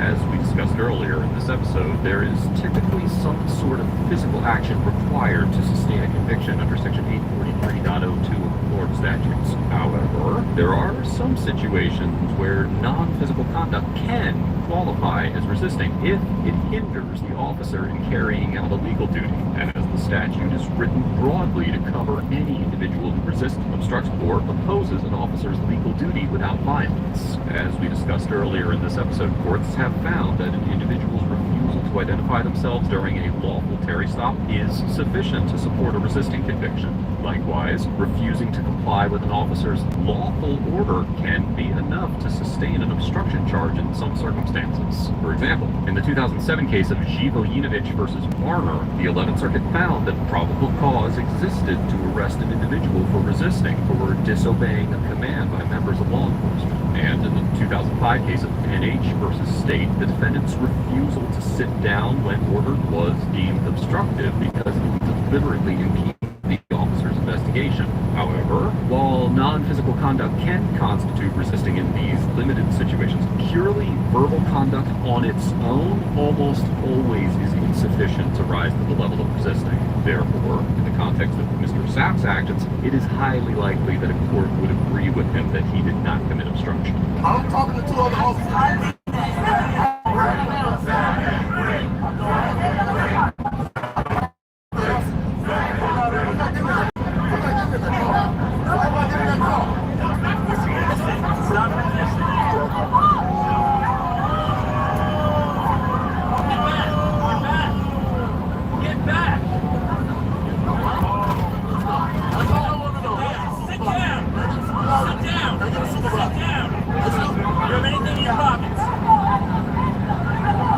I don't consider any searches. You are detained. I am being detained for what? Where's the supervisor? Please, no, I'm good, right? You told me to sit. You told me to sit, I'm gonna sit. Stand up. You told me to sit, I'm gonna sit. Stand up. Can I get a supervisor, please? Stand up. Can I get a supervisor, please? Stand up. Can I get a supervisor, please? Brother. I don't consider any searches. You are detained. For what? Because you are for what? I'm not for what? Incident to arrest. Incident to... You said I'm being detained. I'm asking you, why am I being detained? Can I get a supervisor? Why? Because I didn't give you my name? You said because I didn't know I know. Yes, you do. I have a right to remain silent. Sir. Move back. You do not. None of that was asked me. Can I get a supervisor? Can I get a supervisor? I need a supervisor. He told me I'm being detained because I didn't tell him my name. Yes, that's obstruction. That's obstruction. Obstruction is a physical obstruction. Stand up. I need a stand up. All right, you're under arrest. You are under arrest. I'm in the car. I'm already in the car. Stand up. I'm already in the car, sir. Stand up. I need to search the pockets. You always tell him to sit down. Now you want to stand up? God damn, why y'all doing old boy like this? Up. I need to search the pockets. I asked him why am I doing this? That's obstruction. I don't have any weapons, sir. I don't have any weapons.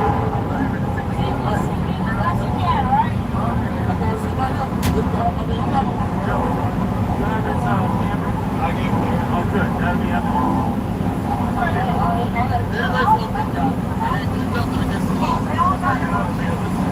That seat's annoying, sorry. I said nothing for nobody. Right. It's alright. I don't know.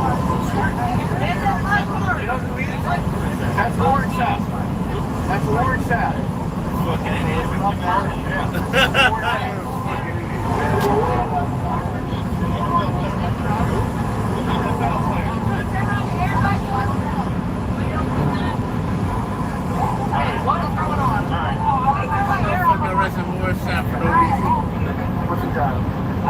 came with the guy in the white hat, I believe, right there.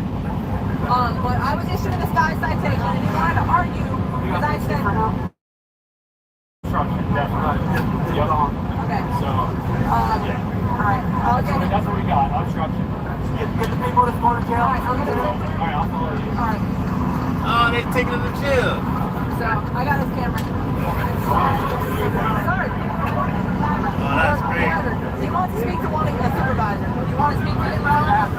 Okay. Ellen, sorry. You guys know what I've got?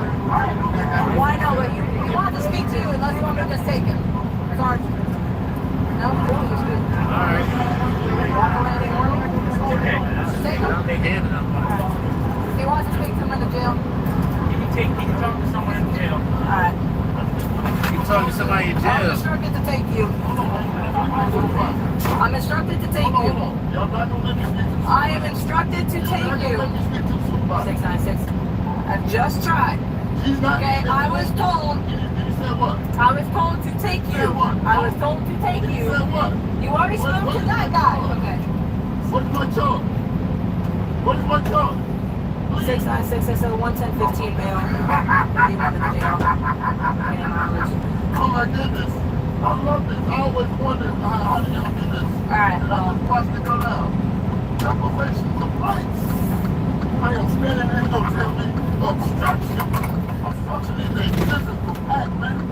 And it's only. So now what do we do? Well, hold on. You get paid. Going to jail with you right now. Well, listen. What is my charge? What am I being arrested for? Obstruction, that's resisting. But I'm not the arresting officer. Hold on. Understand. Can I explain while we're on body camera? Everything's on body camera. Okay? I'm just the transporting officer. Let me read you your rights before I say anything. Do you understand these rights? Okay. Can I talk to you or do you not want to talk to me? Okay. What is your name? You don't have to tell me. I don't care. I'm just asking. I read you your Miranda rights. I want to know who I'm speaking to. Good citizen. A good citizen. Okay, good. Okay, good citizen. I'm going to explain to you right now. The arresting officer is coming to the jail with me. Okay, and I understand, and I... The only thing he had to do was tell that supervisor what he had. Absolutely, and he did. He took the cuffs off of me and let me go.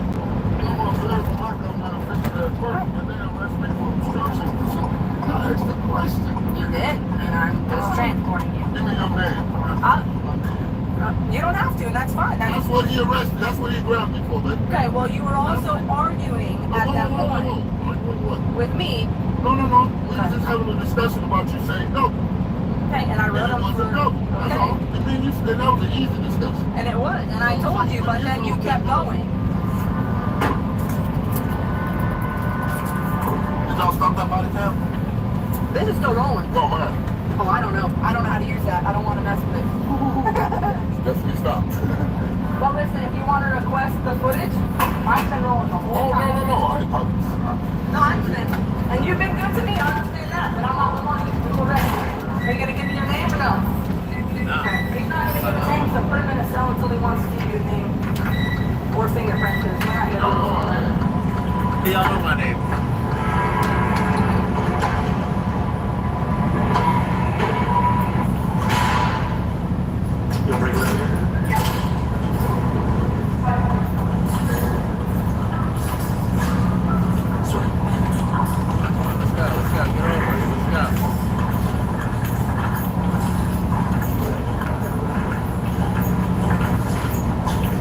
Yes, sir.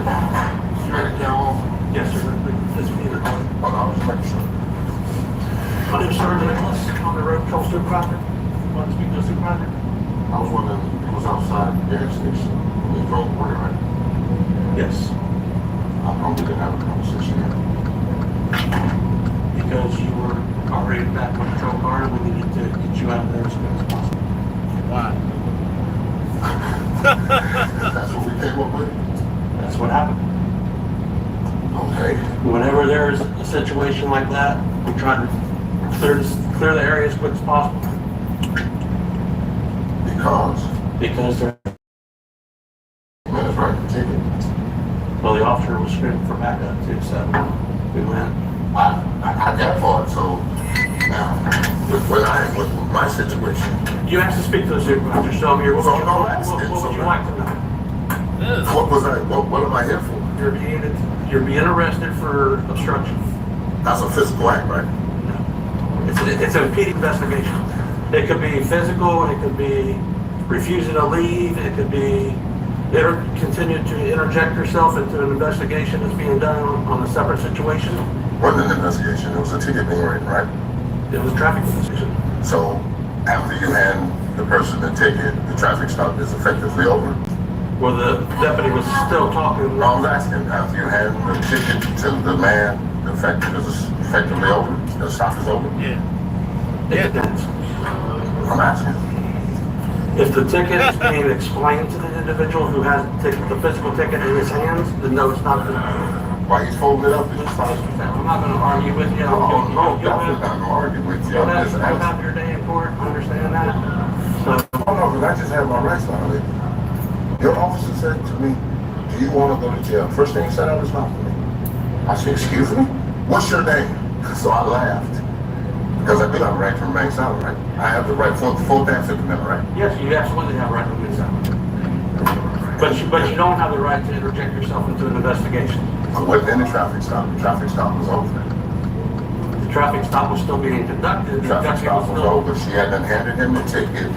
I said to the other officer that didn't arrest me, I said, how fast was he going? He said, I said, you know what, it's right. So I walked over and looked at the ticket because the lady said that he was going double speed limit. I was like, that's really fast. I don't think he was going that fast just then. And he wasn't going double. So I just asked, I was like, we just want you to be factual, man. You have the speed right there. There's no reason to say the man was going double when he wasn't. And that's when I got this. You shut up. I don't have a First Amendment. My First Amendment right is free speech and doesn't work in Uncle Joe. Yes, you have the right for freedom of speech. Once the ticket was explained to them and he leaves, that's when the traffic stop. He wasn't in the traffic stop. The guy that had the ticket the same. No, the officer with me. He was back up to the officer that was there conducting the traffic stop. The traffic stop was over. Apartment 2B? 2B! She's definitely using that grub. To the officer that was there conducting the traffic stop. The traffic stop was over. Mr. Sapp argues that the traffic stop was over and that there was no quote-unquote investigation to obstruct because Deputy Canerick had already handed the driver his tickets. Under Section 843.02 of the Florida statute, a citizen cannot be guilty of resisting or obstructing without violence unless the officer was engaged in the lawful execution of a legal duty at the time of the alleged resistance. As the U.S. District Court for the Southern District of Florida explained in the 2024 case of Cross versus Johnson, quote, Florida courts have consistently maintained that there is a distinction between a police officer in the lawful execution of a legal duty and a police officer who is merely on the job.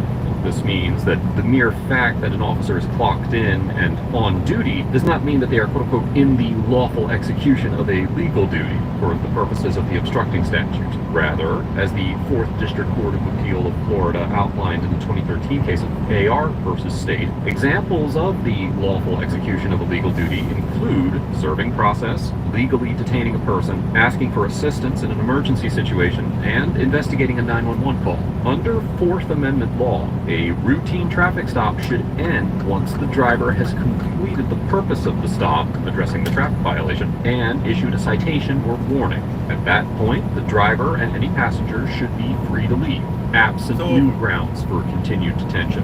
As the Supreme Court stated in the 2015 case of Rodriguez versus United States, quote, authority for the seizure ends when tasks tied to the traffic infraction are, or reasonably should have been, completed. Accordingly, even if Mr. Sapp's actions had rose to the level of something that could constitute obstruction, which, as we explored earlier in this episode, they almost certainly did not, he would also have a strong argument that the traffic stop detention was completed at the time he began speaking to Deputy Kanarek, and therefore she was merely on the job, rather than in the lawful execution of a legal duty. Well, I'm not going to argue semantics. No, he ain't no semantics. I mean, his body cam was on and everything, right? Correct.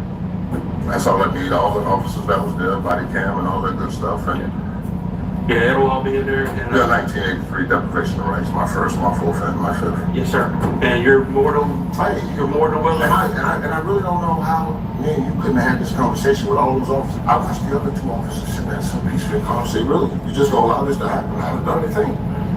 He asked me my name, and I was going to tell him my name. If you feel like your rights have been violated. Oh no, it's going to. Don't worry about it. I heard you. You didn't want to speak to me at the scene. Let him drive off without it. You can fill out a citizen complaint on the deputy if you choose to. And there'll be an internal investigation done on it. Oh, yeah, you want to investigate yourself and find nothing wrong, just like you're doing right here in front of me now. It's fine. Let's go. We're going to see what the federal court has to say about it. You have that right? Oh, absolutely, I do. Absolutely. Any other questions I can ask or answer for you? I'm glad you finally got around to having a conversation with somebody that was just unlawfully arrested. And the cop got back out and started yelling at you to come back, and you still didn't come. What? I can say that again? The lady officer got back out and started yelling, Alice, Alice. Lady officer? Yeah, the one that drove me here? The person that drove me here. He didn't even look at him. I didn't hear. He didn't even look at him. There were so many people out there. He didn't even look at him. There were so many people going on. He didn't even look at him. That's your own officer. You ain't not your own officer. Anything else you need to know? Oh, no, I'm good. You got your business card? Sure. Thank you. No, you can't. It shouldn't be much longer, by the way. I see old children needs a refresher course in the Constitution. I'll bring it to you. I promise you. Alright. You can put him back. My supervisor? The lieutenant? Yeah, Lieutenant Lowe. Is he around? Yeah, he's working. Could you give him a call? Give him a call for me, please? Would you like to speak to him? Yes, I would. I'll let him know.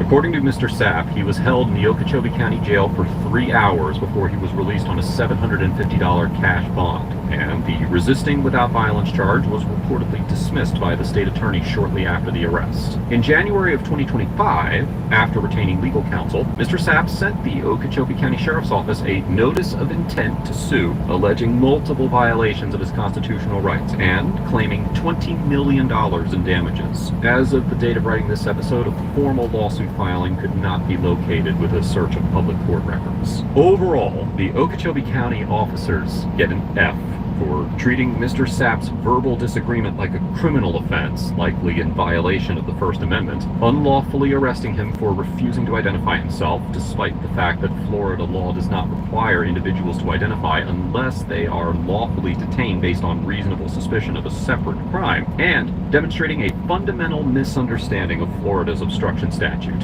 Florida courts have consistently held that mere speech, even if argumentative or critical of police, does not constitute obstruction under Section 843.02, and the Supreme Court has repeatedly determined that such speech is protected by the First Amendment. Accordingly, because Mr. Sapp's speech could not constitute grounds for a lawful detention, his refusal to identify himself could not justify an arrest or even a detention. By wrongfully arresting Mr. Sapp on legally insufficient grounds, the deputies not only violated his constitutional rights, but also demonstrated an alarmingly authoritarian mentality, suggesting troubling beliefs that citizens cannot lawfully challenge an officer's claims without quote-unquote obstructing them, and that citizens are obligated to identify themselves on demand or risk arrest, regardless of legal protections to the contrary.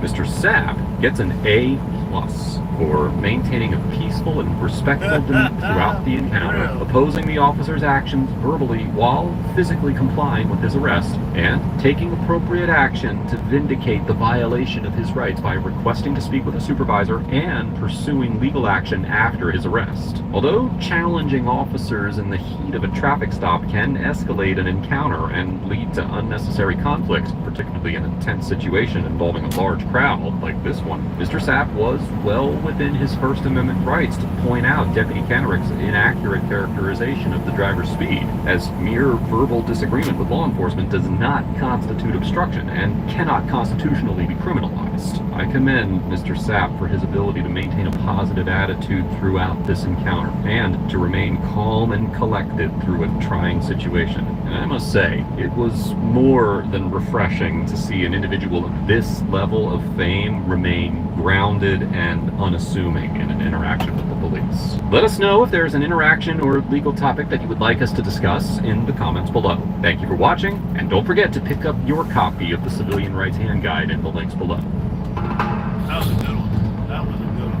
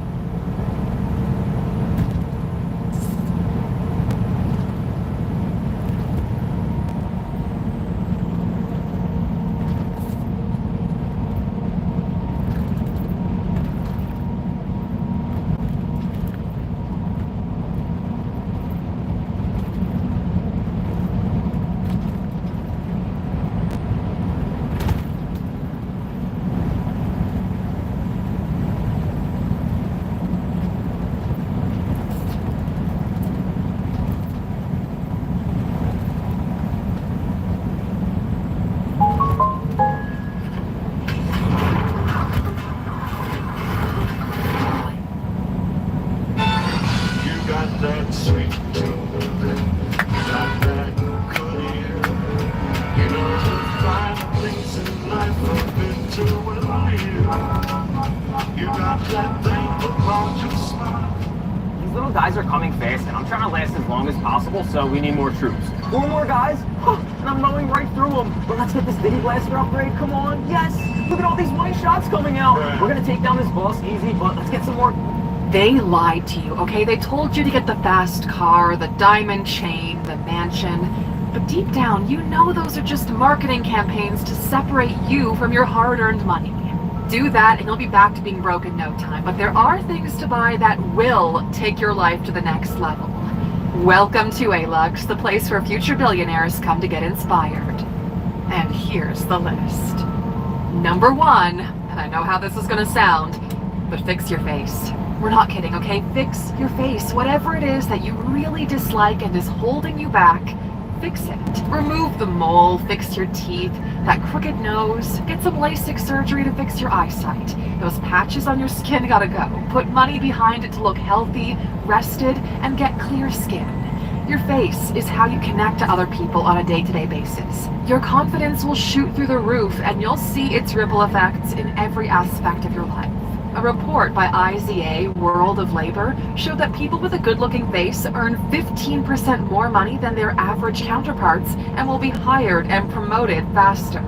Those veneers will pay for themselves in no time. Not only will you earn more, but people will find you more attractive, which will lead to higher quality dates, which translates to better social skills, which changes the way you experience life.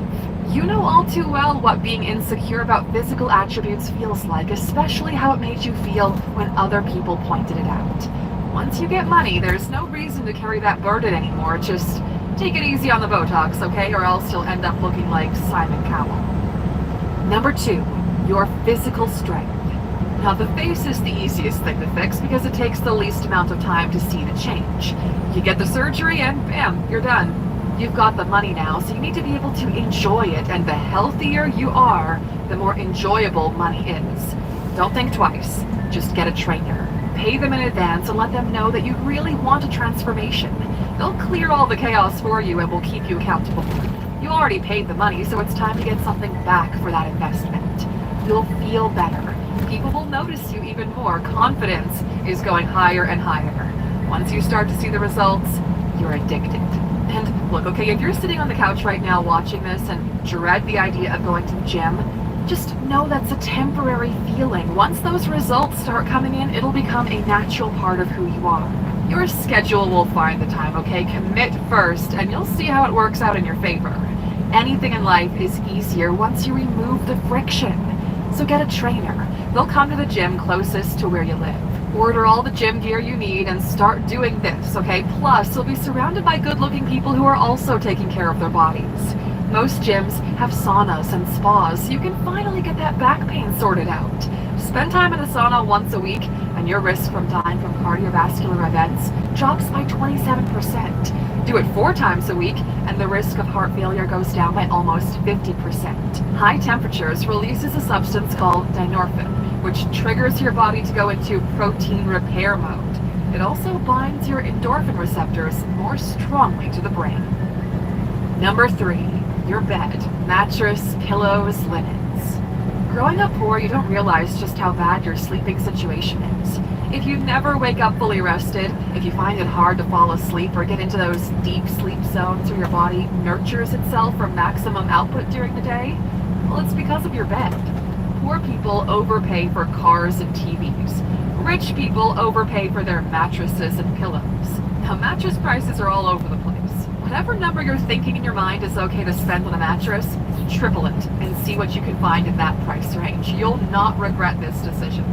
Statistically, you spend a third of your life in your bed, so investing in a good one is a no-brainer. When it comes to pillows, we purchased a bunch of them filled with every sponge, microfiber, feather, or polymer you can imagine. And honestly, the hands-down best pillow we could find was for a fraction of the cost of the other ones, and it was from IKEA. They're called the Bergman pillows, and they retail for about $100. The cherry on top and the thing that brings it all together for us is the high thread count Egyptians, and it was from IKEA. They're called the Bergman pillows, and they That's what I want. Bergman pillows.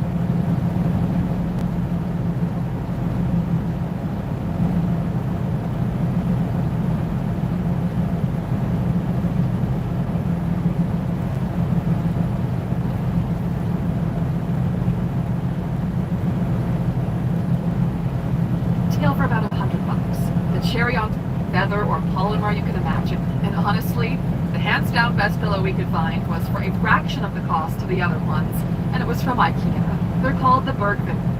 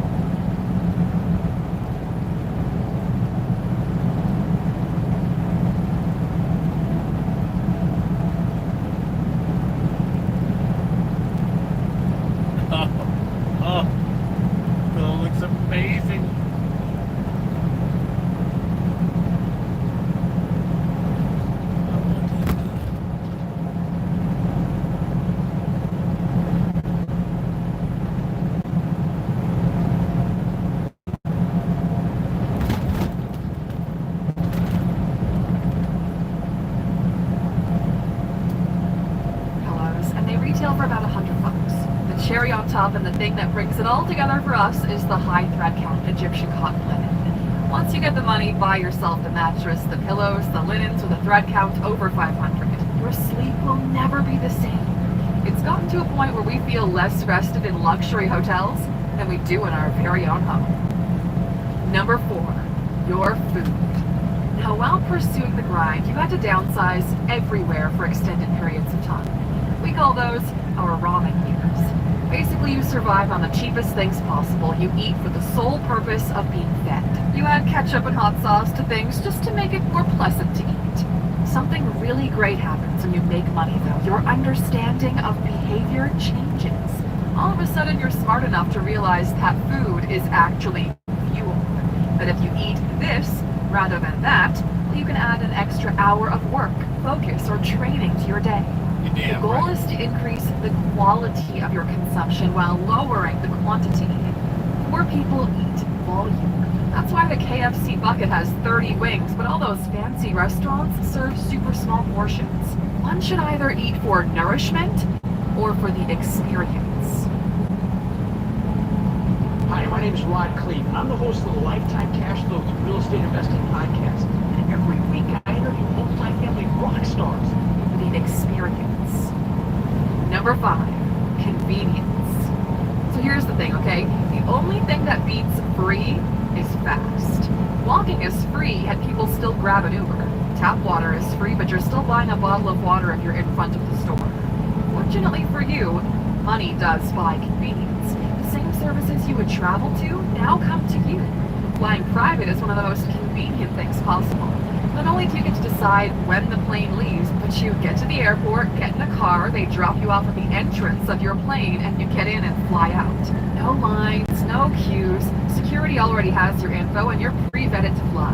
If you're in your early days and you can't afford to fly private, there are certain passes you can purchase that will allow you to skip security at airports and fast track through things. Life is too short to stand in line. Hell, life is too short to sit in the classroom. One of our biggest things here at ALUX is education.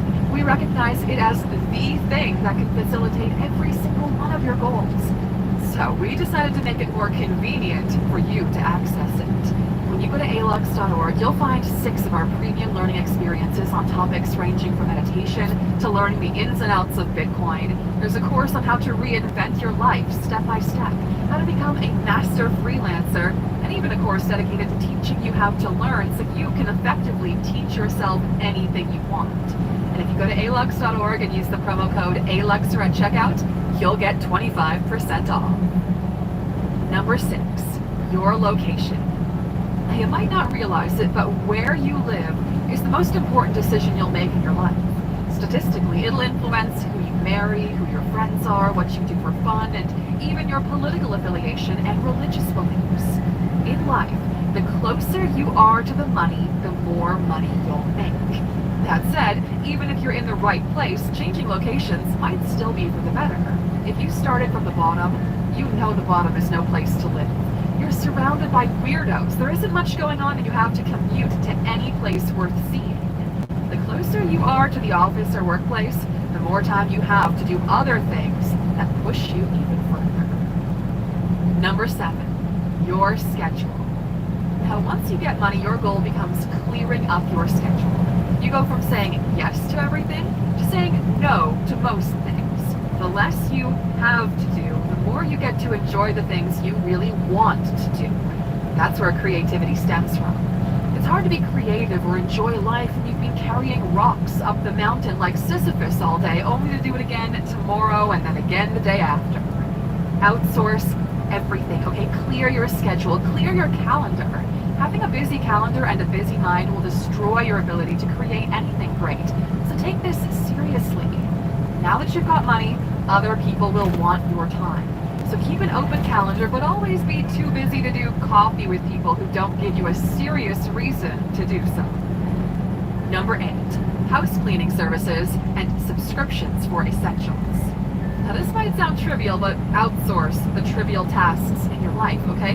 Now that you've got the money, you can afford to pay someone to clean your house for you, and that frees up more time for you to contemplate your next steps. Find people and pay them for everything you don't want to do, but maintain activities like walking your dog if you enjoy playing with that good boy. And keeping up with this clear your calendar agenda, you should set up your bills on autopay. We have recurring payments cleared for almost all of our invoices. Money leaves the account automatically.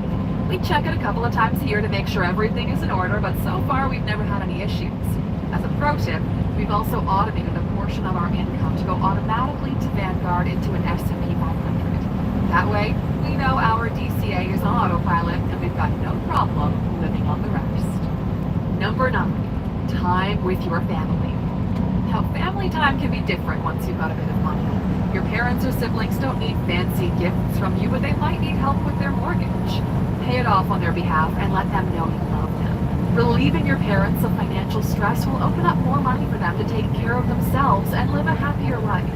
In our experience, it also makes them respect you a lot more. Whenever we travel, we love bringing family members with us. So they don't feel like they're leeching off of us. They still pay for their flights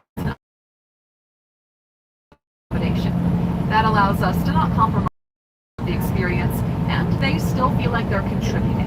It's easy to drift apart when life is chaotically busy, but these relationships are valuable, so nurture them. Number 10, your teachers. Smart folks know that you never stop learning. You just elevate your teachers, right? The people you learn from are more niched. They have deeper insights and knowledge. You seek out experts. You leverage their input into getting more down in shorter spans of time. These people are usually expensive and outside the reach of regular folks. An executive coach typically costs several thousands of dollars per month just to jump on a Zoom call with you and have a 1-hour conversation. But you're seeing results, so you've got no problem paying.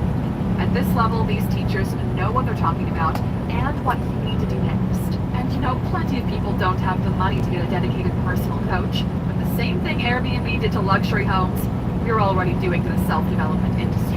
The ALUX app is the first and only app specifically designed for entrepreneurs and high achievers. We built the ultimate app to focus you and help you earn more, be happier, wiser, improve your relationships faster at a fraction of the cost. It's basically a high-performance coach in your pocket. There's daily coaching sessions that I guide you through, plus new expert learning collections released every month. It's the kind of investment you make that pays for itself because there's just so much value.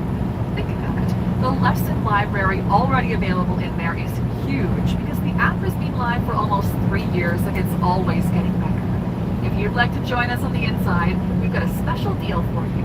If you download the app and scan the QR code on screen, you'll get 25% off the annual subscription. By this time next year, everyone in your circle will be wondering how you managed to get so far, so fast. Number 11, your stories and adventures. Now here's how you become the most interesting person in the room. You live a life worth telling others about. You travel, you try things, you get into adventures. You focus on the journey, not the destination. Be a traveler, a luxer, not a tourist. Embrace the things that make you feel alive. You, the person watching this right now, have a bucket list of things you want to try and experience in your lifetime. The clock is ticking, okay? The window of opportunity closing. You're here because you made some money or are on your way to making some. Spending money on experiences actually makes you richer, okay? The more you experience, the more you find out who you are. Most people live and die without ever finding out.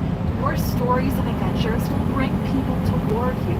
It'll inspire them. Your light will shine bright because you've got something genuinely interesting to say in a world where y'all are watching reruns of the same 3 TV shows.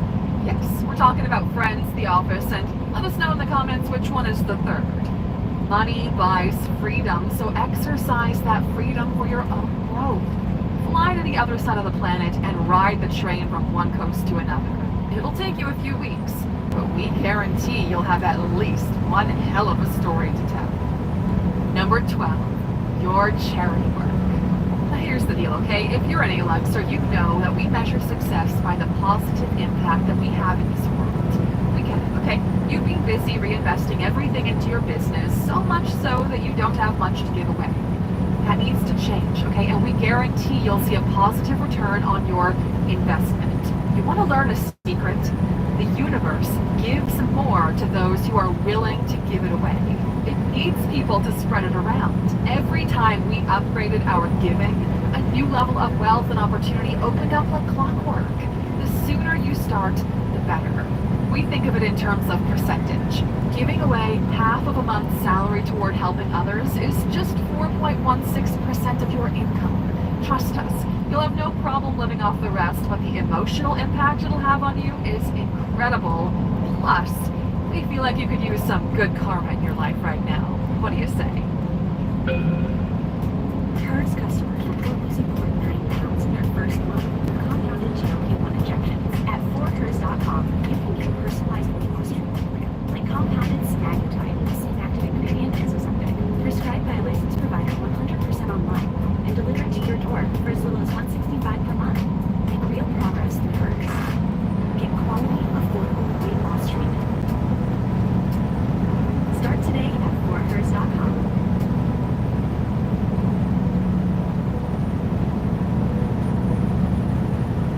One non-cup of snack pack might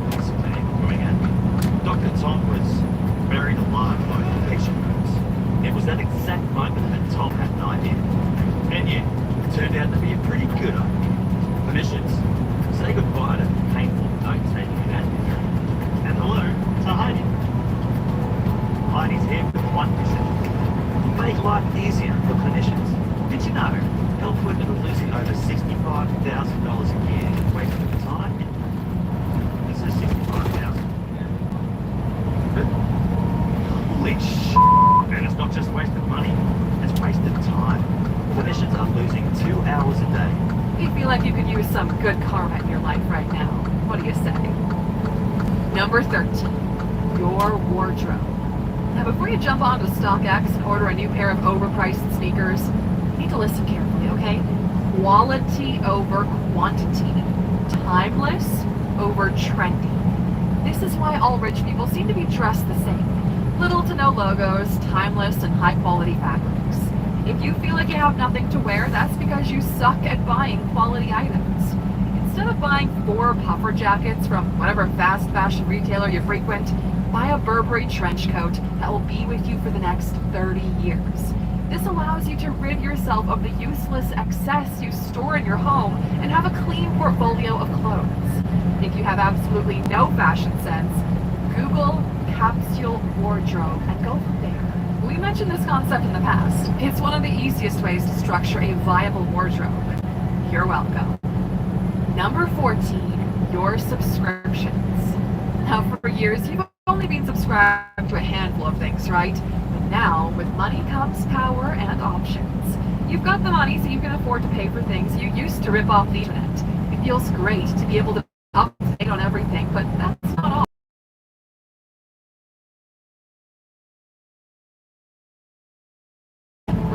It might be a goal of management. And if you're anything like us, you've sacrificed your social life in order to build your fortune. You probably find it difficult to make new friends as an adult. This is your cheat code, okay? Have fun.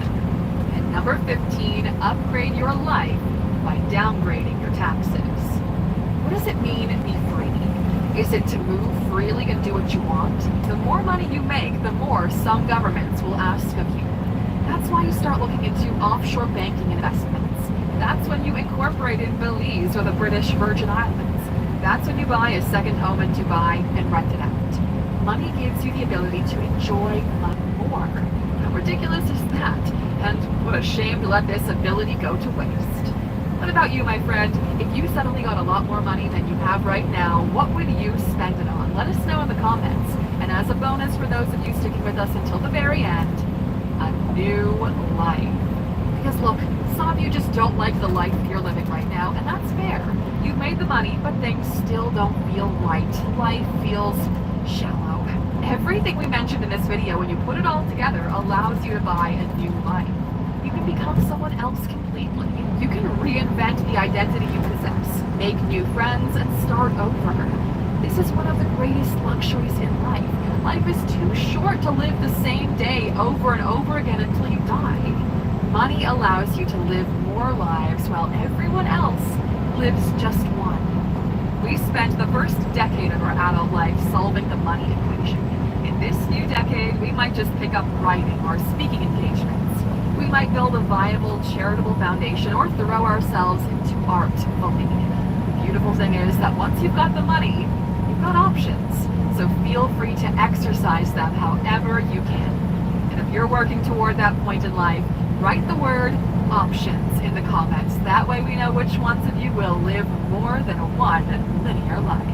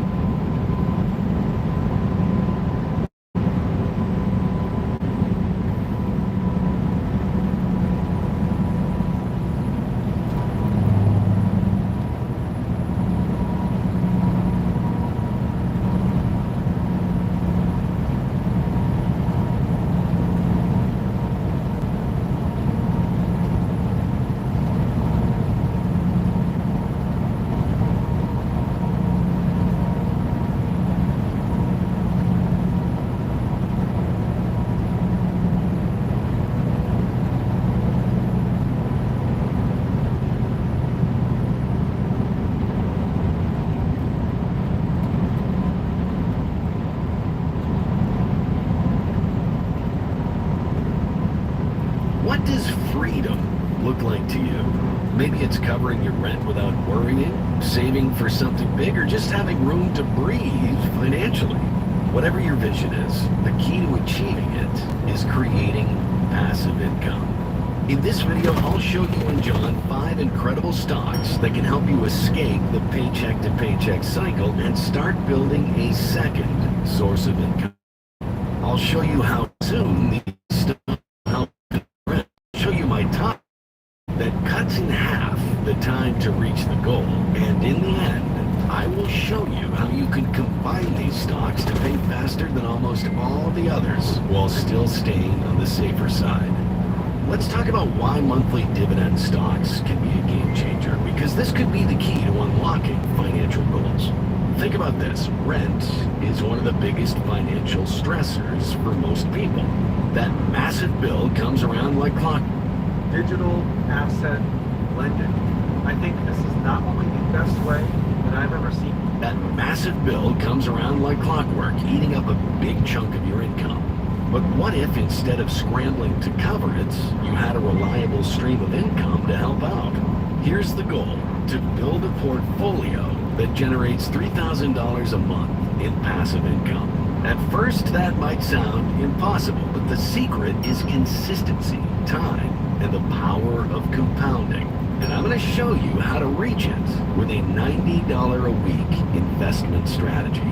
Next up, I have 5 stocks ranked by how quickly they can help you reach $3,000 per month in dividends, starting from number 5 all the way up to number 1, which cuts the time by half. Number 5 on my list is Main Street Capital Corp with the ticker symbol Maine. This is a company that helps small and mid-sized businesses by giving them the money they need to grow. Maine earns income through interest payments and by owning small parts of these businesses, which allows it to pay investors regular monthly dividends.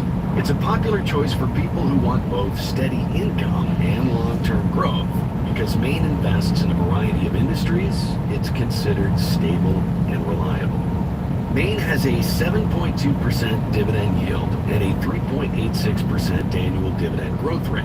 With an average share price growth of 5.3%, it offers both steady income and long-term portfolio growth.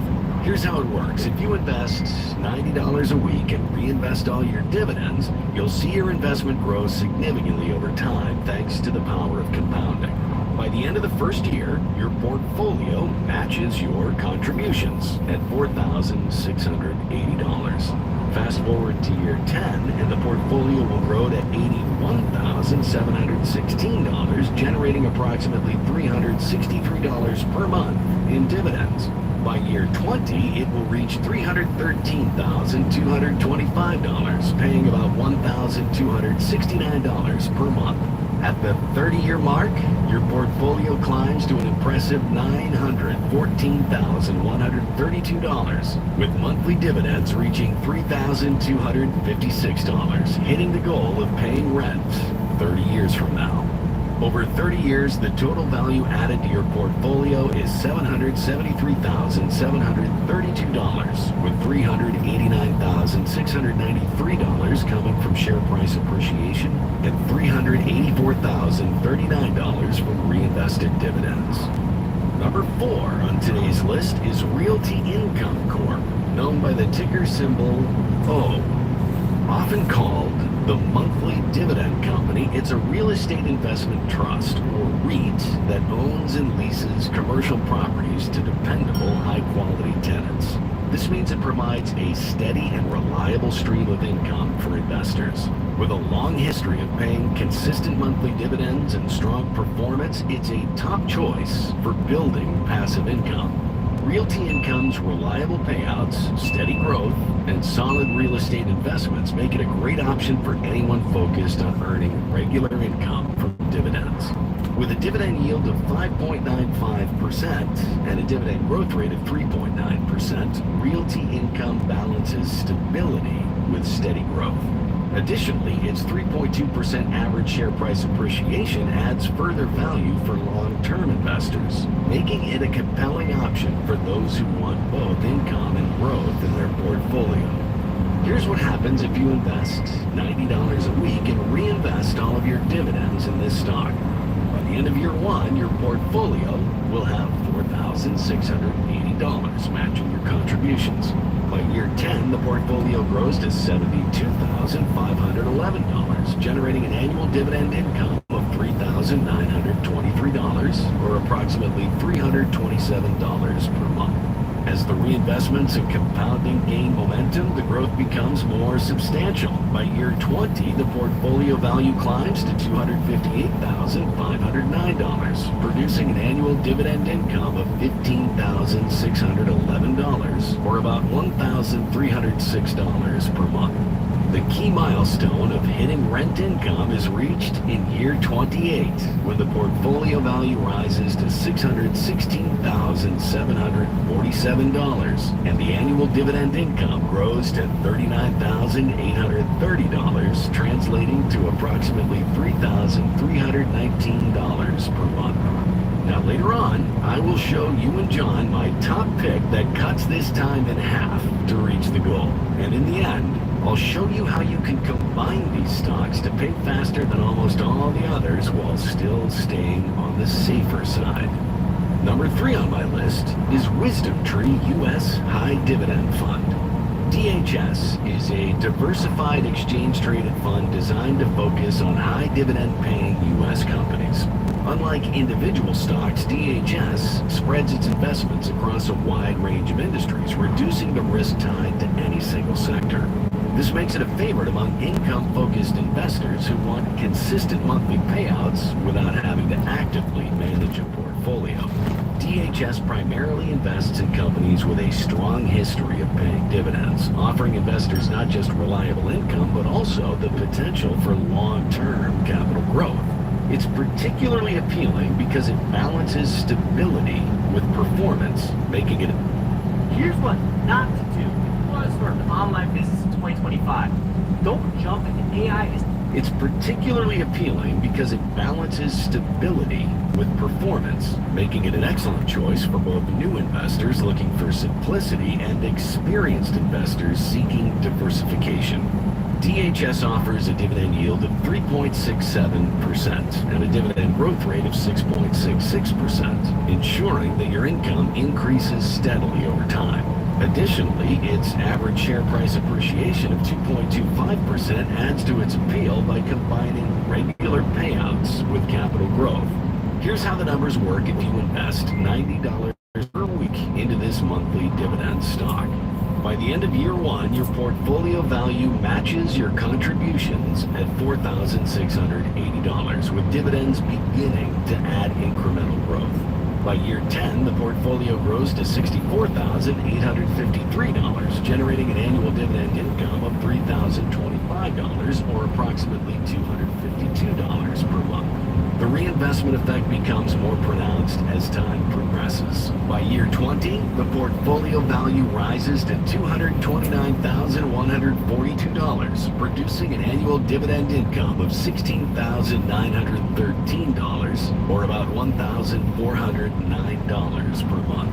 And in year 25, the portfolio climbs to $429,156, and the annual dividend income reaches $38,979, translating to approximately $3,248 per month.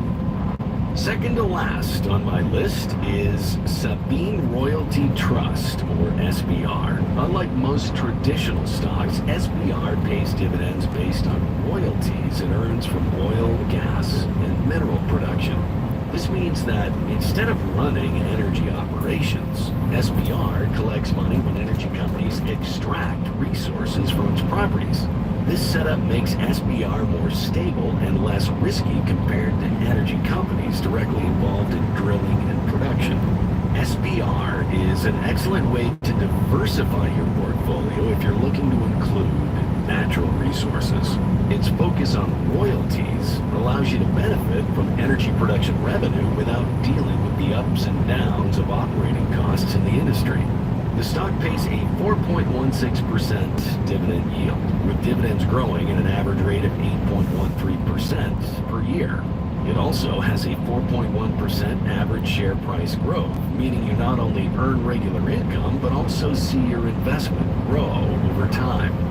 Here's how your investment could grow if you contribute $90 a week and reinvest all your dividends. By the end of year one, you will have $4,680 saved up, and the compounding process begins. By year 10, the portfolio grows to $72,545, generating an annual dividend income of $3,661. As the reinvestment effect accelerates, by year 20, the portfolio reaches $297,935, paying an annual dividend income of $22,888, which translates to about $1,907 per month. In year 23, the portfolio value climbs to $453,336, paying an annual dividend income of $39,040, equating to roughly $3,253 per month. 7 years faster than Maine, number 5 on today's list. Finally, last on our list is First Trust Buy Right Income ETF, or FTHI for short. This is an exchange-traded fund that invests in a variety of high-quality stocks while using a covered call strategy. This strategy generates extra income by selling options on its stock holdings, which helps maximize returns.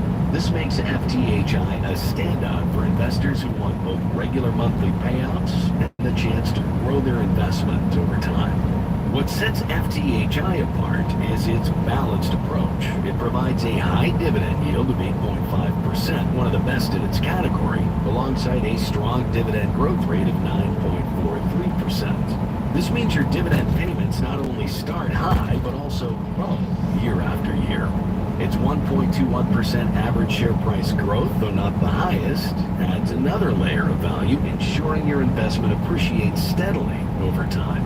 Here's how the numbers look if you consistently invest $90 a week into this monthly stock. By the end of year one, your portfolio will be at $4,680. By year 10, the portfolio grows to $95,516, generating an annual dividend income of $13,264, or about $1,105 per month. The real magic, though, happens in year 14, when your portfolio value reaches $240,600 and your annual dividend income jumps to $44,818, equivalent to $3,735 per month, enough to cover rent. And this stock does it in half the time it took our number 5 pick to reach the same goal. So obviously that brings up the question, should you and John go all in and invest all your money in FTHI? Well, the simple answer is no. Even though it's the fastest way to reach the $3,000 monthly income goal, it's also the riskiest. Dave, it's like so easy that like you cannot fail. You would have, I don't know, in order to fail. Reach the $3,000 monthly income goal, it's also the riskiest. FTHI can underperform in strong bull markets because its covered call strategy limits its growth. It can also struggle during high times of market volatility when the options income isn't enough to offset falling stock values. So what's the solution? In one word, portfolio. By combining all the stocks we've discussed in this video, you can create a portfolio with a starting dividend yield of 5.9%, a 10-year dividend growth rate of 6.4%, and an annual share price growth of 3.21%. This balance gives you both steady income and long-term growth. Here's how the portfolio grows with a weekly contribution of $90. In the first year, the portfolio will be valued at $4,680. By year 10, the balance reaches $75,943, while annual dividend income rises to $5,023. The effects of compounding become more evident by year 20, when the portfolio value reaches $333,871, and annual dividends grow to $30,960.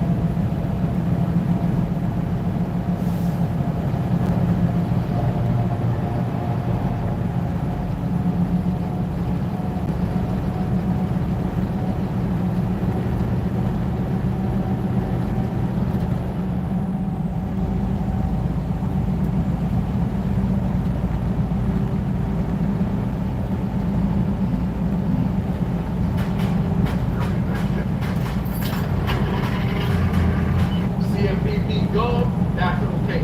I want to show you what you need to do from here on out to knock the credit bureaus out. But before we get into the process, I want to give you a live update on what's really going on with the CFPB. Dozens of employees with the Consumer Financial Protection Bureau, or CFPB, were reportedly fired on Tuesday night as part of the Trump administration's efforts to shut down the agency, that's according to Reuters.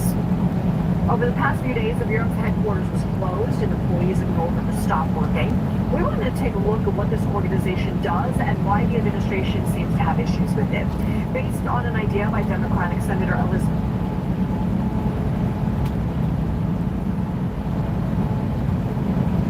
Have you ever wondered if the advice you're following for growing a YouTube channel that could make you money wrong? Well, I believe a lot of it is, and it's holding you back. In fact, I know it is, because in October 2021, I quit my business, I ignored most of it, and I started from scratch. In 3 years, generated over $4 million from YouTube using a new system that's not only worked for me, it's worked for countless others. So I'm excited because today I'm going to give you the exact blueprint to go from 0 followers to making $1 million on YouTube without worrying about your subscriber count, because it's not even a metric we can track. In this deep dive, you are going to discover exactly what to focus on and what awful, outdated advice to ignore, so you can start getting results like you can see on screen right now. Okay, so you're probably wondering, will this actually work for me? So this will work for people who want to solve a problem with their channel. So they make educational videos that help people solve a problem of some sort. If you're an entertainment channel, it's definitely not the right system. Feel free to watch it, but otherwise I would not do this. But how do I know it works? I wanted to test this system, so I got 40 YouTube creators in 2023 and I put them through it. And on average, they made $10,000 in their first 7 days of launch, but also only 2 of them made under a couple of $1,000s. It was ranged a lot. Some people went past like 40,000. It was life-changing. It worked for Dimitri here, he went from like 5,000 subs, like 30k. But the most impressive thing was he did $70,000 in December 2024. Exceptional. It worked for Shrey here. Shrey went from under 1,000 subscribers to 200,000 in 15 weeks. And it worked for Sibby here, who hit like 10,000 subscribers pretty quick. Then she launched a low ticket product, was able to quit her job, then launched a higher ticket program, and is now smashing it. The thing I love about this system is it's the most sustainable. It enables you to get results quicker. It means you can do this without building a gigantic team, and you won't burn out. So I have such an overwhelming amount of proof this works. I'm actually very excited to share this thing with you. So with that in mind, what's the strategy we're going to use to grow your channel and business from 0 so you can make $1 million? Well, the first thing is we're not going to do affiliate, because affiliate basically means you're putting your fate in someone else's hands, and the company can just turn around and say, we're no longer going to give you commission and you can lose all that income. We're not going to do sponsors. They're great for entertainment channels, but for people who solve problems, and also everyone hates working with them. And we're also not going to look at ad revenue, because many of you are going to be in niches that are far too small to ever really make it pay off and worth your while. It's a great little bonus. It's a great way to hire people to give you a leg up, but it's not the way to do this. I mean, in terms of growing the channel, well, what I'm going to do is night and day to what you often get told to do online. So let me ask you a question. If you wanted to catch some fish, what would you do? Sit with a rod and wait for one and come and bite your bait? Or would you get a giant net on a trawler and just dangle the thing off the shore and just scoop up thousands of fish? You do the latter, because the first one is slow, you know, and it's not really going to build anything that meaningful, just catching one fish at a time. So the way that most people are taught to do YouTube is to go and make videos for search. The whole idea of search is you make a video and it targets one problem, and then you wait for someone to come along like a fish to the bait, and they type in the problem and they go, oh, this person made a video about my problem. And then they watch this one video and they go, wow, that was amazing, take my money. It doesn't work like that. Google has made very clear you need 7 hours of content to convert. So the problem with search is you're waiting for it to come. Also, search-based channels go after very specific search terms. What that means is they make one video about one problem, then another about another, then another about another. And as you'll find out later, this is an issue because people don't binge multiple different problems. And also, it takes a long time for videos to rank in search. You could be waiting for 3 months. And what that means is, if you want to get a message out, you're waiting 3 months. Also, search-based channels get subscribers, not return viewers. If you want to build a business in a community, and something that makes a hell of a lot of money, you need hot fans that come back all the time. Search does not do that. But I am going to show you how to dominate the homepage, how to get recommended, how to make a video so that you can get thousands of views in the first week, and then build a huge business on the back of it, pull you away of this outdated advice. And it's crazy, this is Steve. He emailed me recently to say that I was right. You know, he was skeptical. He'd been taught, he paid someone to teach him the search-based method, and his top performing video ever was like 1,800 views. He did my method and got 7,000 views in the first 5 days. It's night and day. So basically, you're going to build a product, a service, and a YouTube following that is going to feed that business clients, and it's going to do it in a way that search could never do. Okay, so what's the first step of the blueprint to go from $0 to $1 million? Well, it's nothing to do with YouTube at all. It works like this. So I recently went to a mastermind event in Dubai, and in the morning they said to us, you know, what topic do you guys want to cover? They gave us a big list of things. And like 80% of people voted for mindset. And as the morning went on, it just became crystal clear that everyone